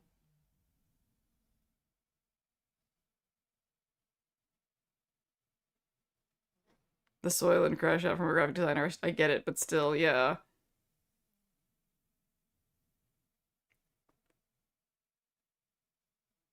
Man, I gotta fucking do this. I have to do it.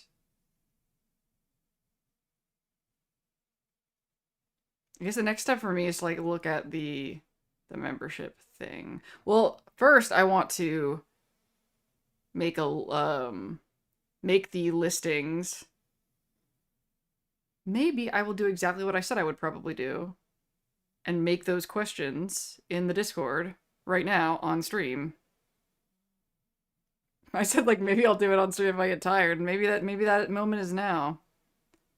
I do like the idea of getting it out of the way.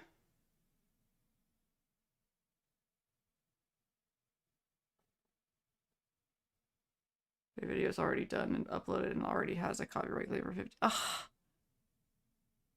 Hate that shit, I'm sorry. But now I can't not think about it the rest of the weekend. Yeah. I got a copyright strike on my most successful fucking video. I said fucking again. I'm cussing a lot. What is up with that? The Service is the Experiment. Yeah, I guess it wasn't a strike, but it was claimed by the score that I used from the Fallout TV show. That was so annoying. Because it had to be like the most successful video that I've had this year. Not that I'm making any money. I mean, like, I make like $200 a month on this.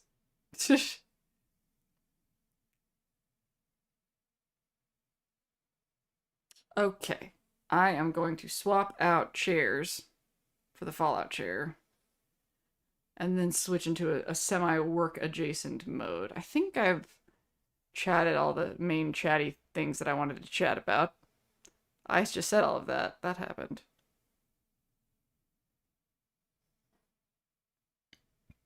Oh yeah, the possibility of doing monthly members only. And would that be...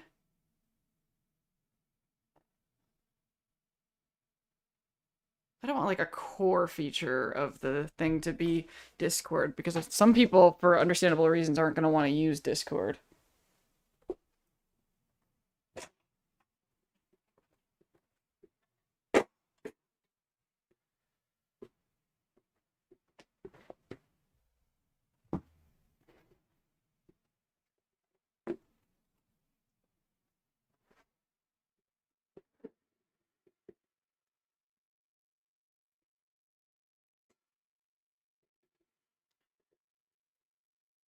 I need to do more stretching.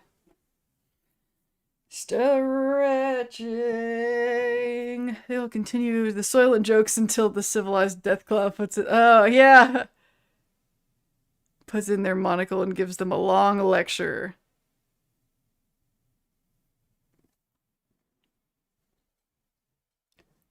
Okay, is this a stupid question? But does the smart Deathclaw in Fallout, whichever older game has that, does it actually like have a monocle? Because that is, it's ridiculous, but it's Fallout. Fallout does ridiculous things. From someone that had a shirt from the gas station and a local one for a short time, yet I was too chicken to wear it aside from the... Oh, Fallout 2 has the talking Deathclaw. Funky Deathclaw. Okay. Wow, the camera seems really close to me. Now that I'm in the...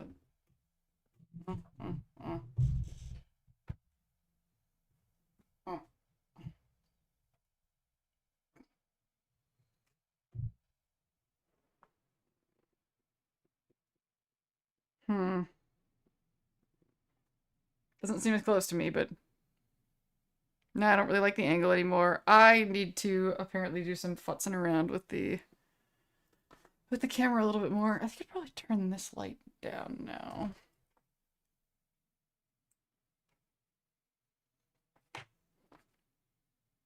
What does it look like if I turn it off? Dark! Fixed it.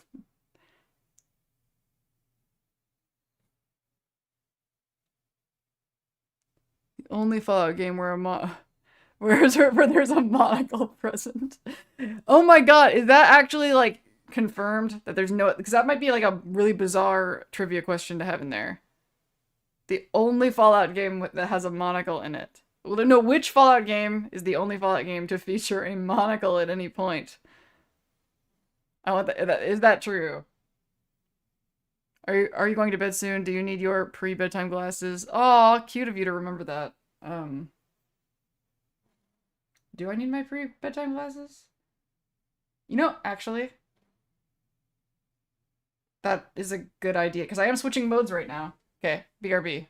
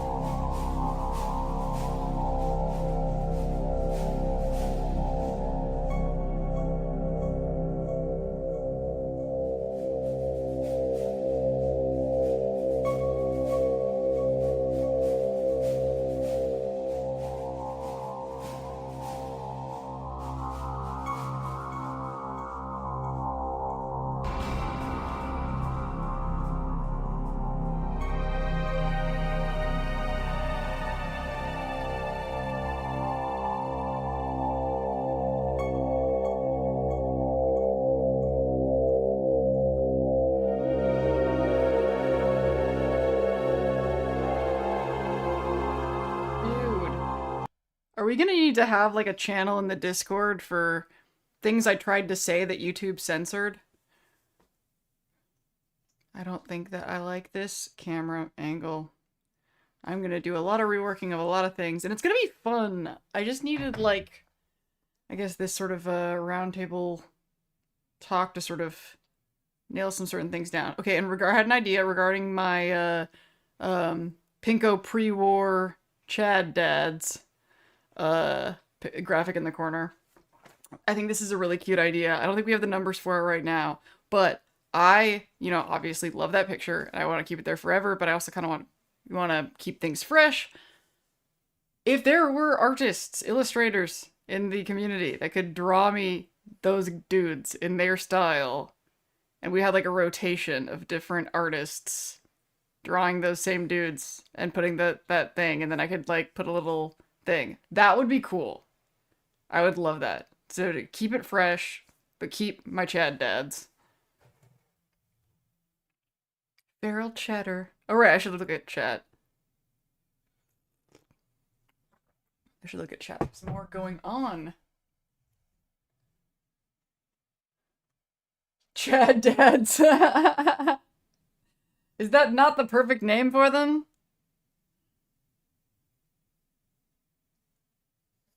This goes to bed. I'm awake until 4 a.m. my time. Yikes. Yeah, not me. I am not a night owl, but I have historically had issues with sleep. Not so much lately, though, thank God. I had a phase. I think that phase is done. I think I can sleep again now. The stream is over. I'm heading to the kitchen to rattle some pots and pans, make food. Then cut my Monday video. Yeah, I still need to look at your channel. I would post my line I need to deliver, but there's no way it would make it through the censor. Yeah. We should make a channel for... I mean, I'm still, like, curious whenever anybody says that they couldn't get something through. Did I bite? Why am I sharing this with the stream? I just feel like there's, like, a little swollen part of my mouth right here that kind of feels like I may have accidentally bit my lip at some point, and I don't remember. Why am I so squishy?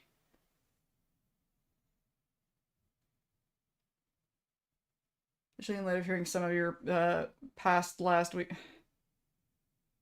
I say a lot of things. What did I say? Oh shit, should I take that video offline? What did I say? What kind of dudes do you want pictures of?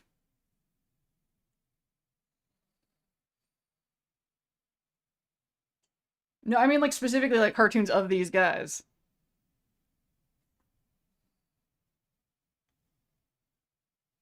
Or do you just want to hear me say Chad dads again? I'm good at drawing, but I've itched to try and force myself to be good at it again. Yeah. I used to draw all the time, and then I learned how new toys, and drawing just lost its appeal.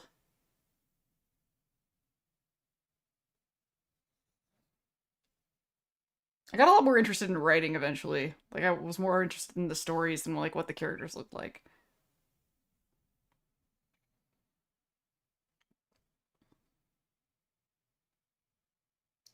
Technically, I'm a drawer of things.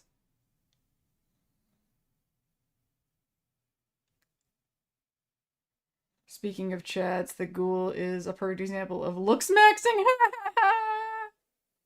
Oh my god, tell me somebody has made looks maxing ghoul jokes, because it seems like it works. Okay, now I have my stuff in front of me so I can make these notes.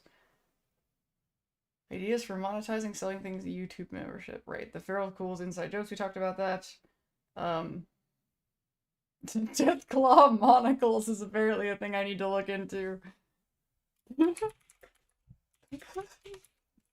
Just the things that, like, these are my important...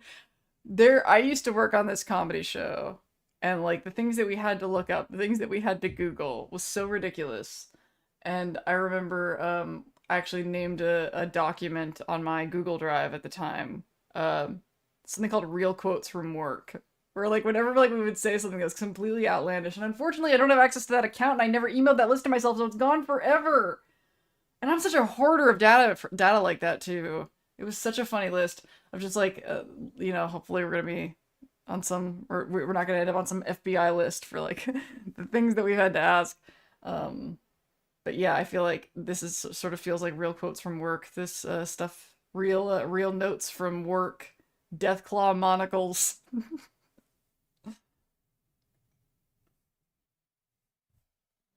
All right, so we talked about, and you guys gave me all sorts of example characters for that thing.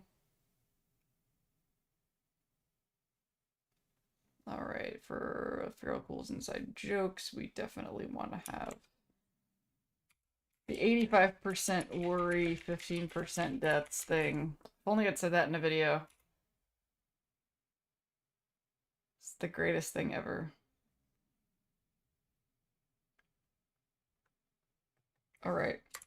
House turning Benny and the boot riders into chairman. Jason Brighton. Yes, it was The Great Beyond. That was a callback from a while. The Great Beyond. Because The Great Beyond might be like a really good title or something.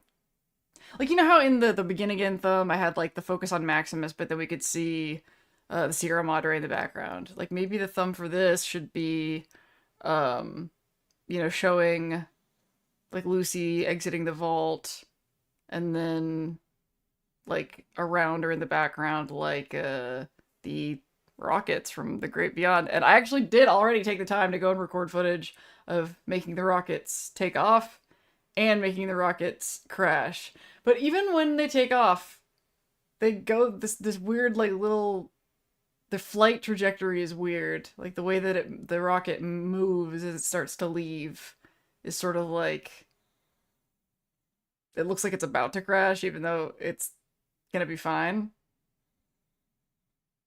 And isn't it official that they do actually get to a place called the Great Beyond? Because in the ending, well, in the endings, like if they go, then depending on, like there's an ending where they will come back and help you.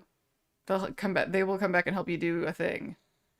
And I can't remember the details because it kind of feels vague while you're doing. I'm gonna finish writing these things down. But if you guys have replies to what I'm saying, then by all means, like, it seems almost like, oh my god, they're gonna die. Like it seems like, I feel like that's how they want you to feel, is that this is like a weird cult. He's making this up. There's no great beyond. He's gonna get all these people killed.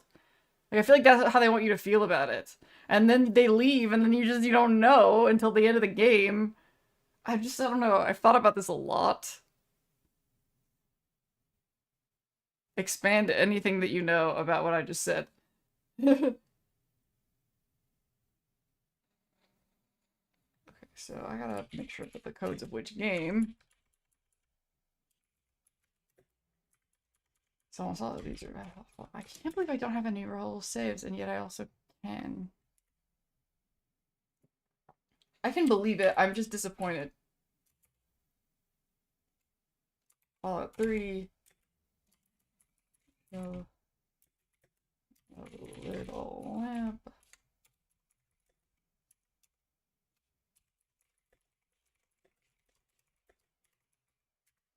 Speaking of little, damn it, Lindsay, finish writing this down. Stop thinking about funny. No, it's not that much stuff. So like, we watched. I think it was Beyond Thunderdome. Like me and a buddy of mine were. I'd never like seen the Mad Max movies, and I saw so many examples of how clearly Fallout was influenced by that franchise, like even more than I had already kind of guessed. I think we've talked about this before, but in particular, you know, the tribe of kids in the middle of nowhere. I was like, well, now like I can't help but think that they thought of this before they did Little Lamplight. Okay. And then other things, writing them down. Fallout 4, Nick Valentine. Fallout 4. Kellogg the underutilized. New Vegas. Joshua Green. And all New Vegas. So much New Vegas on this list. It's almost like we like that game. Enclave, Remnants, and Arcade.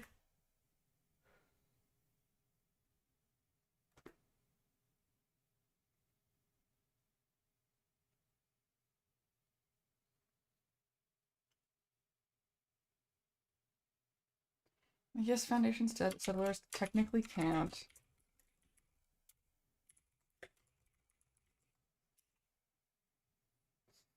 And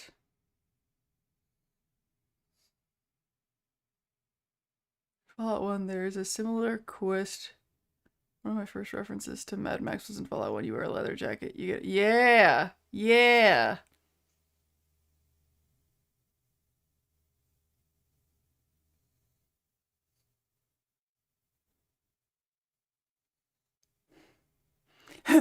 Lucy spends the whole show getting mocked by the ghoul's aura. Oh my god, I think I got like 10 years younger reading that.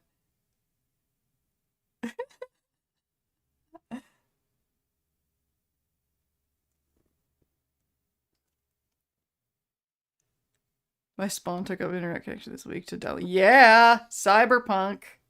Your life will be changed forever. Lucy spends the whole show getting mocked by the ghoul's aura.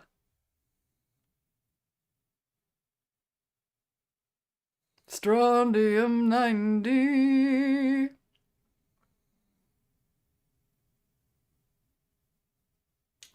Oh yeah, I still have to pick a note. We'll come back to that note when we get to it, Lindsay. When we get to it. Curie getting a new body, of course. Okay, put the tag of. I'll regret it if I don't put what game it was.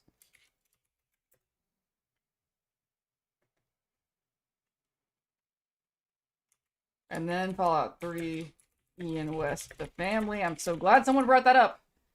Because if I end up doing, actually referencing this stuff, I'll probably like pick like one from each game or something. Probably not all of them. But man, we got like, I definitely have what I need. Like this is definitely going to come into play when I'm writing the script. Like normally when I ask questions like this to the chat, it's like I don't ask the right question. It's like it's kind of tricky.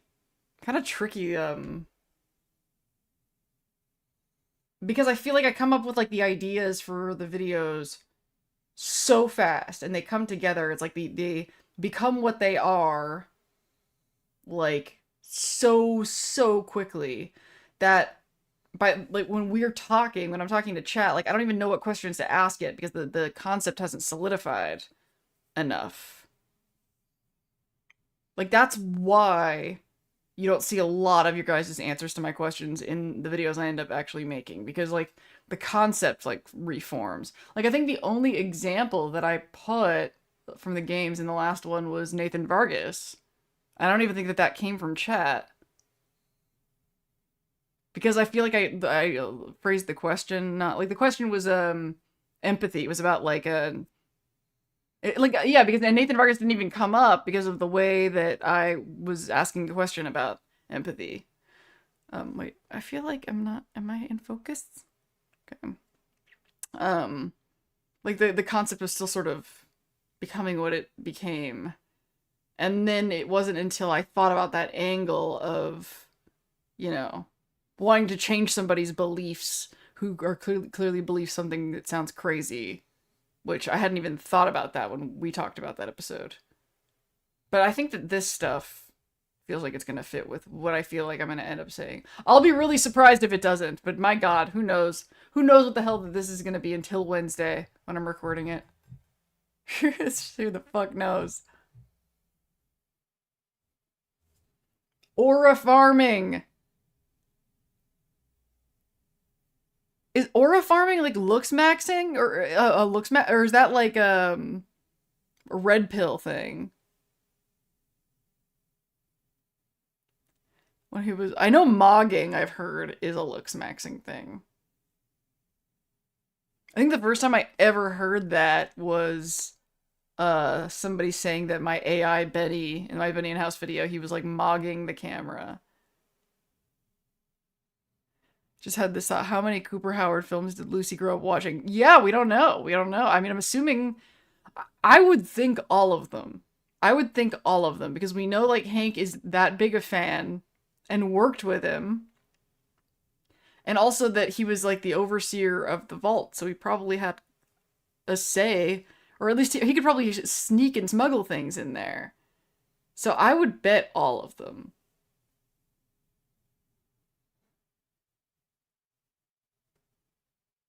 Speaking as somebody who has been a fan of stuff. And what I would probably do in that situation. Mugging is outdoing someone at something, I think. I feel like the context is usually always in this like physical appearance kind of thing, though. I mean, it kind of conflates those two things, and actually almost like looking better implies that you are doing things better.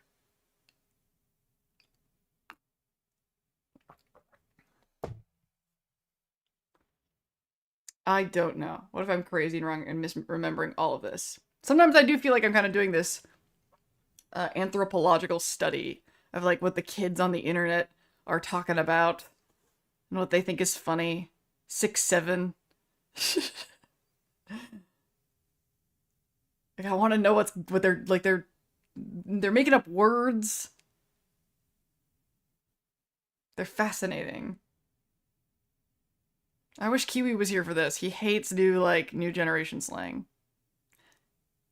So how would Lucy react if she ever found out? I don't know. I don't know. I think we've talked about that before. I'm like, it's almost better like if she never finds out. And it's almost like, no, they can't make it like a gimmick where like the answer's right around the corner, but maybe like one right around the corner gimmick. I don't know. I think it would be distracting. I feel like there's something that's better about her just never knowing, and I don't know why. It's like the bomb. It's like a ticking bomb under a table or something. I think what you're talking about is frame mogging, maybe. I don't know either. Somebody in the comments of this VOD might say something. Look at the Fallout 4 brain rot intro. Oh yeah! Oh yeah! I gotta remember that you guys give me stuff to look at in there.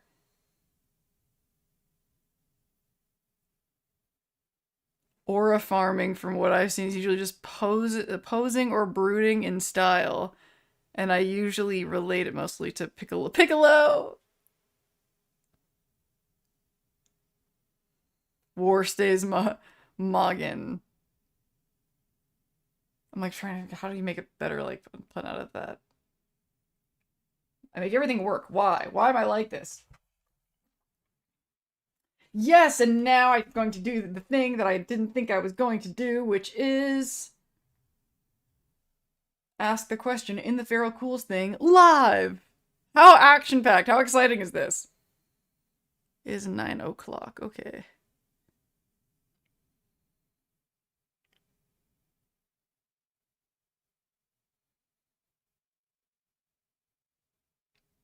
What about, like, it's an Elder Maxon, Elder looks Maxon. Has anyone done that? I'm riveted. What, edge of your seat? With the never finding out. Piccolos, it's a cereal. They're dynamically delicious. Okay, let's post this thing. Lindsay has a question for you. Title.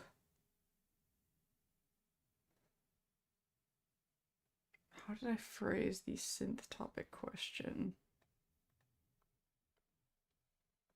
Oh, I'm fussing with my hair. Stop it, Lindsay.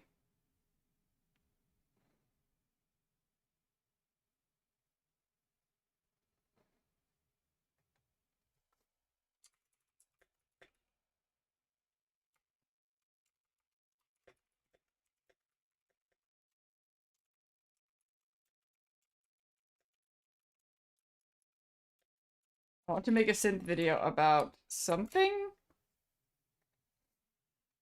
I have a million branches of disconnected, disjointed, vaguely related thoughts and opinions regarding orbiting around the general nebulous concept of the Fallout 4 synth. There are a million different directions I could go discussing them. My question to y'all, if you could... Arthur Maxson should be like aura plus 1 million with the coat and the airship, but the zealotry just killed it. Like, the coat is pretty sick. Going back to what we were talking about, River from Cyberpunk. River, I think they were trying to put River like a similar vibe kind of coat, but it is not the same. The Elder Maxson coat, which Harkness is wearing on the TV show, is fucking bitchin'. And, like, it's funny, like, a lot of Fallout outfits can be really ordinary and easy for me to ignore, but then there's, like, these standouts.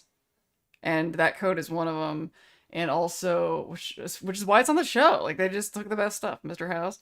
one of the best things from Fallout. And I can't believe we got a Securitron. Securitron's my favorite robot design. And I do love iBots too. I love Fallout. I just do. I'm a fan of the franchise. Did you know that? Did you know that about me?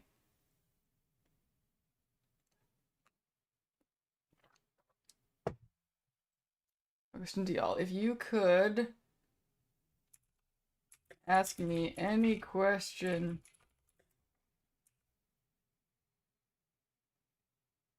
ask me any question that feels like it could be trivia.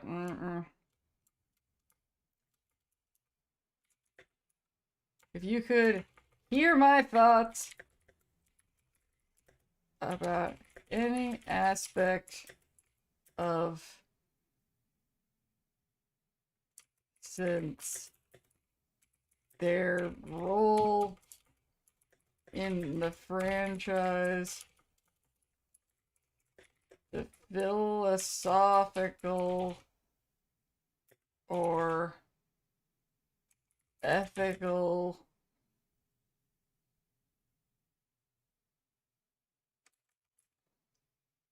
concerns their existence would raise. I'm doing words okay.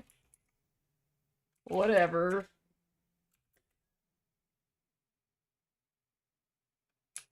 What would you want to hear about? Okay, so I want to make a synth video about something. I have a million branches of disconnected, disjointed, vaguely related thoughts and opinions orbiting around the general nebulous concept of the Fallout 4 synth. There are a million different directions I could go discussing them. My question to y'all is, and maybe, like, if you guys want me to narrow it down even more than that, 'cause that's still pretty vague, maybe we could discuss it more in the thread beneath that, so... So this would be in the Lindsay's Fallout category because it is a video topic. Oh man, and it's so tempting. You can, like, it gives you like a big shiny button to put a picture. I don't have a picture prepared for this, but I will make an effort to have my forum posts have pictures because I think that's so cool and I love putting pictures on shit.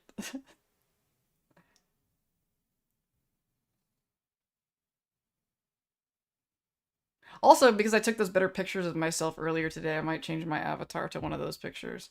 I don't know. I'll see if I still feel the same way about them when we're done. When we're done this evening.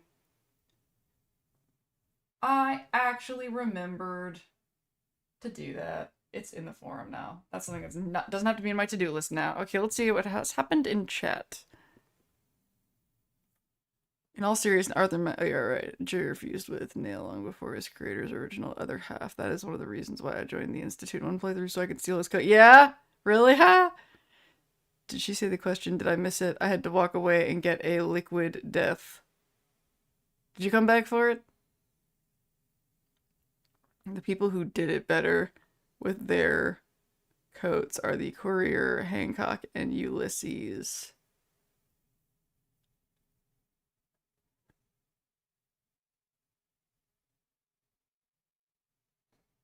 I understand. I'm picturing all the coats involved: Hancock's coat and Ulysses's coat, and I feel like I'm having trouble forming meaning out of that line. But that happens to me all the time looking at stream chat.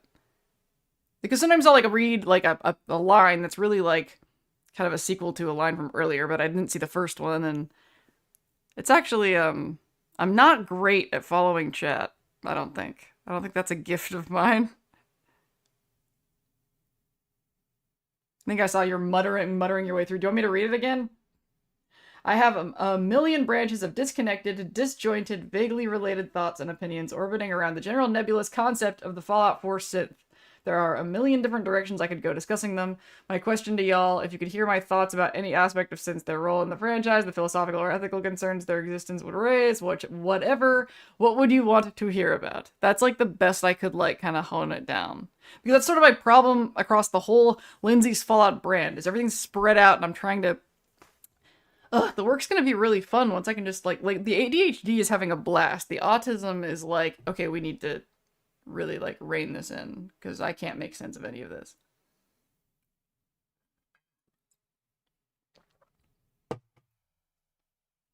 But honestly, I feel like I'm doing really well. Like I feel like it's coming to um the just like the time blocking of how we're gonna do the stream and how we're gonna do. All right, okay.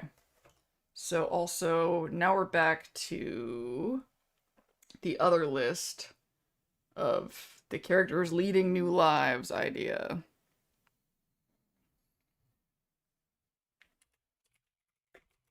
And that did kind of have me thinking, this was like the branch that I didn't want to go off on at the time, is it might be a cool thing to do in the Discord to have like screenings of fan projects, like talking about Father Elijah and Elder McNamara obviously is going to make me think of Project Sunburst, and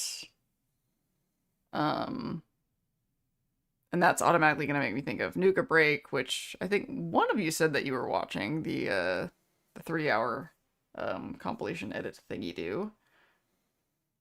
Even though I am confused because I'm still not sure like which link has like the best edit of it. But I can circle back to that later. But it'd be cool to have like screenings in the because it is fun to do Discord screenings, even though it seems like why? Because it's kind of like watching a stream where there's something about like everybody watching something together live, even though it is not really live. And you know, now there's like a little kind of sidecar chat in Discords where like if you're watching a show with people, you can chat about it in text so that you're not like talking and interrupting the thingy dingy. I like doing it a lot. It's really fun, and there's something really adorable about us watching fan films. So I actually have the Wasteland Jamboree Film Festival list of movies, which I'm assuming, I mean, these people probably put it on YouTube as well. And I could make a playlist, and I could make it a public playlist that you could just see on the YouTube channel of films of Fallout fan stuff. Oh, yes. I'm gonna also make a note that somebody, I mean, I told them to put it in the other channel, but I happen to remember while I have the Discord open, or while I have Notion open, so I may as well, is a channel for Atlas Omnicorp stuff. Which I was wondering how that was gonna work. Because I knew I wanted to have Atlas stuff. Like, have there be a place to talk about Atlas stuff in the Discord, but I wasn't sure exactly how to do it, or like what category to put it in, or or if it would just be like self-promo, or would I just put Atlas stuff along with new releases. But maybe it does just make sense to just make it simple and just put an Atlas chat in there for talk about anything related to Atlas Omnicorp products or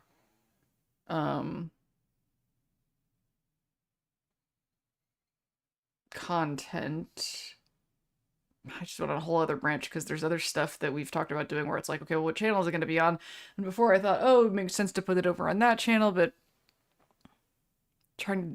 this is the stuff that really gets me hung up. Like I could have so much creative output if I could just decide what to put where. But now that we're doing the not Fallout content is the member stuff, that might be like a roadblock that is now cleared. Okay, I'm gonna make sure I finish this and then I'll look at chat. There's like 2 more things left.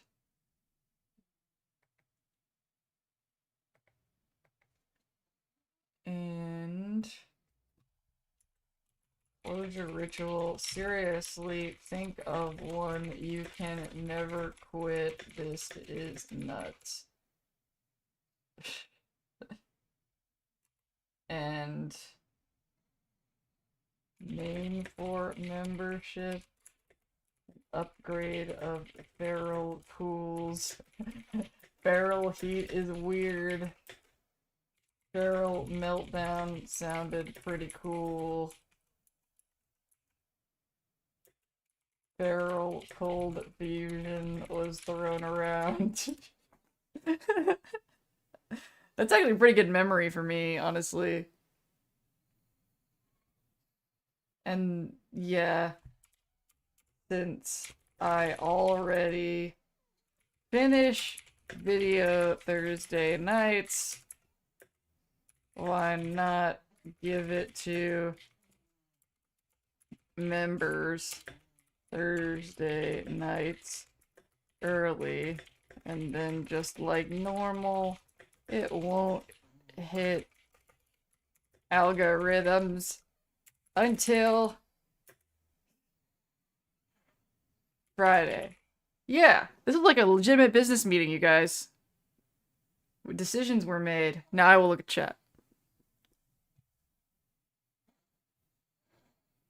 Can synths reproduce? I feel like no.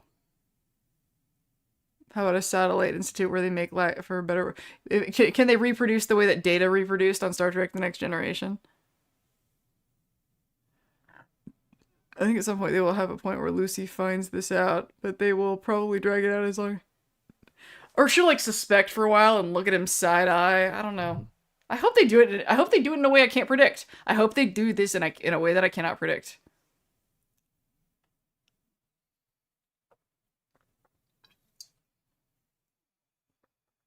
I'm going to go post in the Discord about 2 things. Go for it. This is a cool idea though, right? Isn't it cool to have the Discord to organize this kind of thing? I'm pretty pumped about it. I think this is all going very well.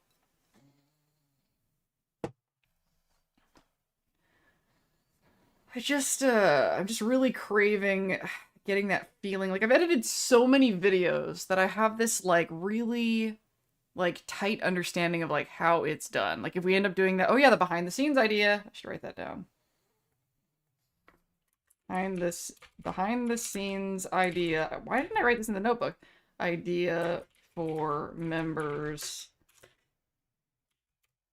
Other reasons to plug in second camera and plug in second capture card. I can't believe I didn't write any of that stuff in the notebook. It's important. That's one of the most important things to discuss today, I think. I feel like if the Institute exists still, it would be introduced first by having a character relay and right in front of Lucy. Aha! Yeah, like fucking Terminator. That's I think that's what they make it sound like it would look like too, with the lightning effects and shit.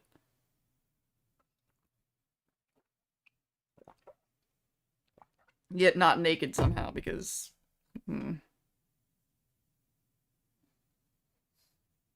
because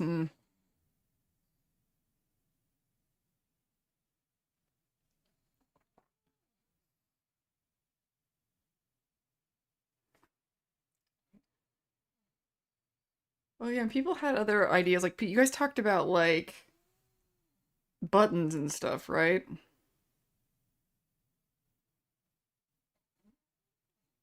Like there's some interest in physical goods, possibly working with Atlas on Lindsay merch. Bar. We definitely have discussed the button thing. Then another part of me is like, should I do that stuff on my end? Ugh. We just need more money, just like everybody else in the world.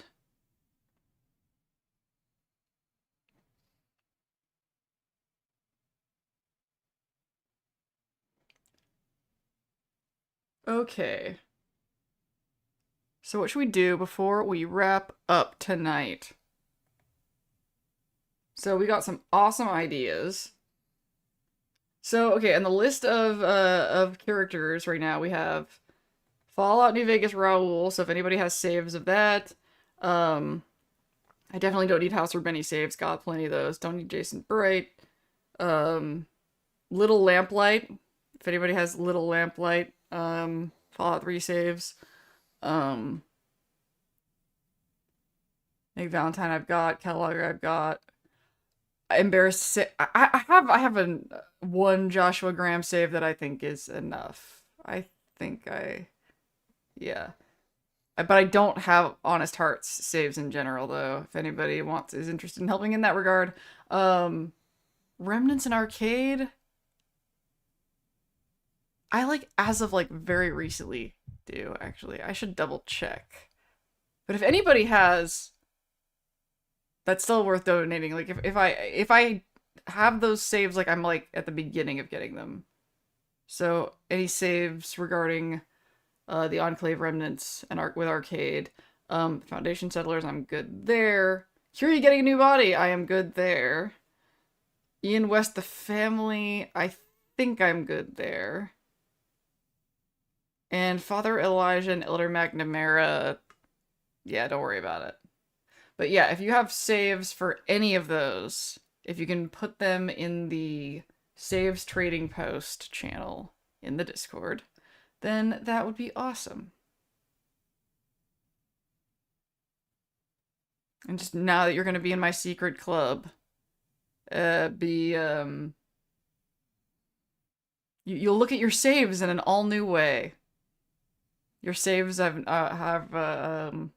so much more value than you ever dared dream.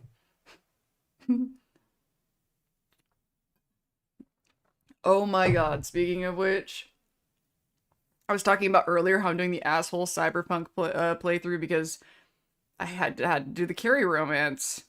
And, so there's no other way, only way out is through, I had to go play those parts. And when I did, I have to do, like, there's a quest called The Pickup that's, like, really early, really early in the game. And I swear to God, even though it's basically inconsequential to, like, the major plot of the story, it is the most convoluted. I think this quest was, like, a proof of concept. Like, they wrote this quest first to show, like, how nuts and how many different ways they could make a quest. Like, it's like this one quest has as many implications as like New Vegas. Just like the rest of the game is not this like everything interlinked together, but like every little choice, seemingly inconsequential choice that you make during this quest changes something.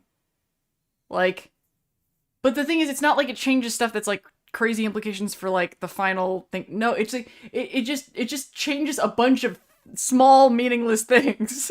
Like, I mean, some of them are bigger than others, I guess. But like that's like a thing where because of that and because of how many playthroughs I have, the saves, when I'm organizing the saves for that, I have to be really like meticulous like about what I did and didn't do. Because it really matters in the save. Like, did that guy live? Did that guy die? Did you do this to this object? Did you not do this to this object? Did you see this on the terminal? It's insane. This one quest. How many different, like... And it's almost insanier. It's crazier when you see like how meaningless all these tiny, tiny things are. I can't ruin it for you, but if you watch for that, then you'll notice it, and it just makes logging the saves um a thing.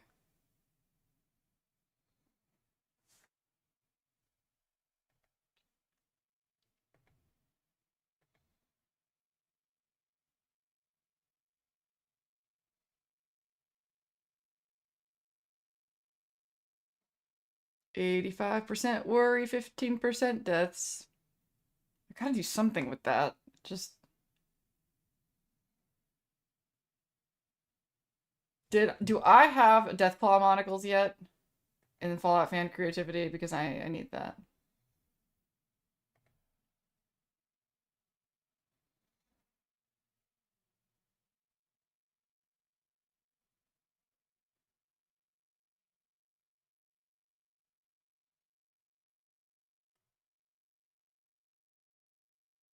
Hmm. Currently explaining why I have been afraid to start Cyberpunk and missed a few of the reasons dreams due to combo with one of my spawn. They included a crash out about being afraid of choices. Yeah, there's a lot of choices. There's a lot of choices in Cyberpunk. I think that the choices are more stressful in Fallout though than in, because Cyberpunk has I don't know why I think that. You can have a totally different opinion. My okay, it is now 9:30. I don't have a closure ritual. You know what? It's also there's not just the closure ritual. There's always this fear of like, did I leave anything hanging? Is there anything that I didn't that I wanted to do? But I'm looking at my list and I feel like we really did. And I'm super proud of us that I put the question in the forum so I don't have to put that on a to-do list later. But tomorrow I'm gonna have to really start thinking about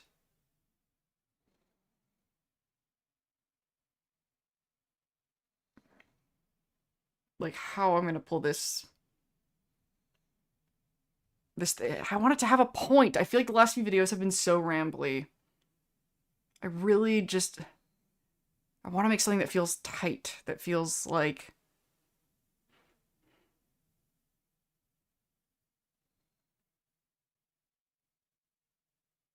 and I'm probably not going to announce a membership thing until my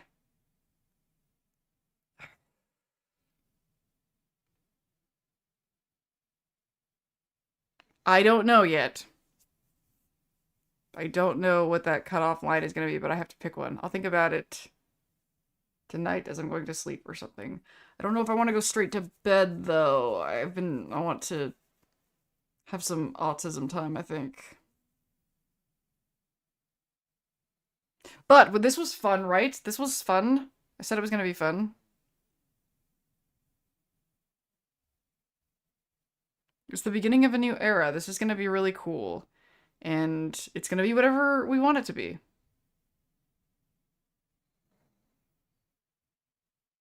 And I think that if I have this every other week Lindsay's Fallout thing, and then whatever week is between those two is like a flex week, then that is when I will make the time to do.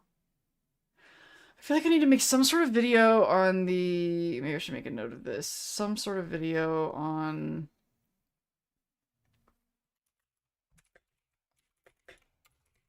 Dinstopia announcing the change.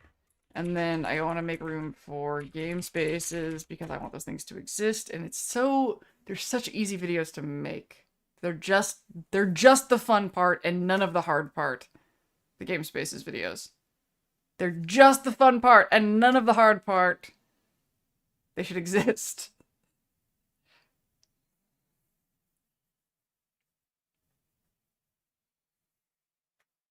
And damn dang it Substack. That's the other thing.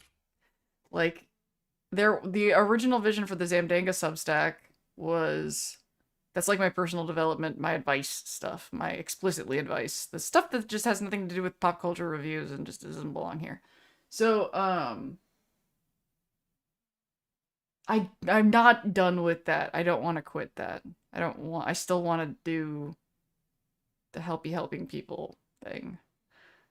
But there was another aspect of that because it was going to be like a paid membership sort of thing. And then it was kind of going to be kind of like whatever this becomes. Um, but now I'm kind of thinking I'm not going to bother trying to monetize Substack, at least not for the time being. And the kind of stuff that I was planning on doing for the paid Substack people, I would instead do for y'all in the whatever this Feral Cools membership thing is. But that's like original fiction stuff too.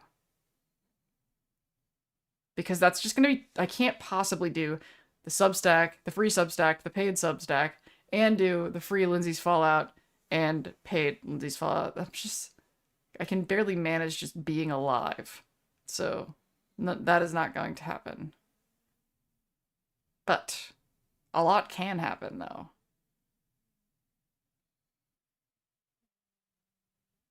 It just feels like whatever this membership paid thing is going to be where everything else has to pour through that isn't,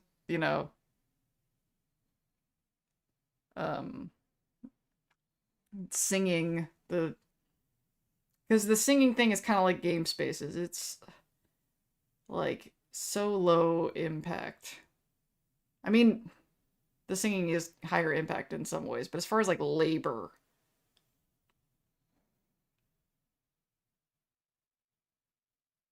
does anybody want to get on the hanging out channel after that is such a cute idea. You guys should do that. You should do that. That would be so cool if you guys stayed and keep chatting in either the chat. I think you could still talk in the chat even when I sign off, but I am going to go and try to get some video game time in. Some not social but awake transition time in. And then let my brain sort of process everything that we talked about. And thank you all so much for coming and having this brainstorm session with me. The Discord link that will work for a day is in the description of this very video. And I will keep you posted on the channels that you would expect, whether it would be the YouTube or the YouTube posts or the Discord. So yeah, this was super fun, and have a good night. Goodbye.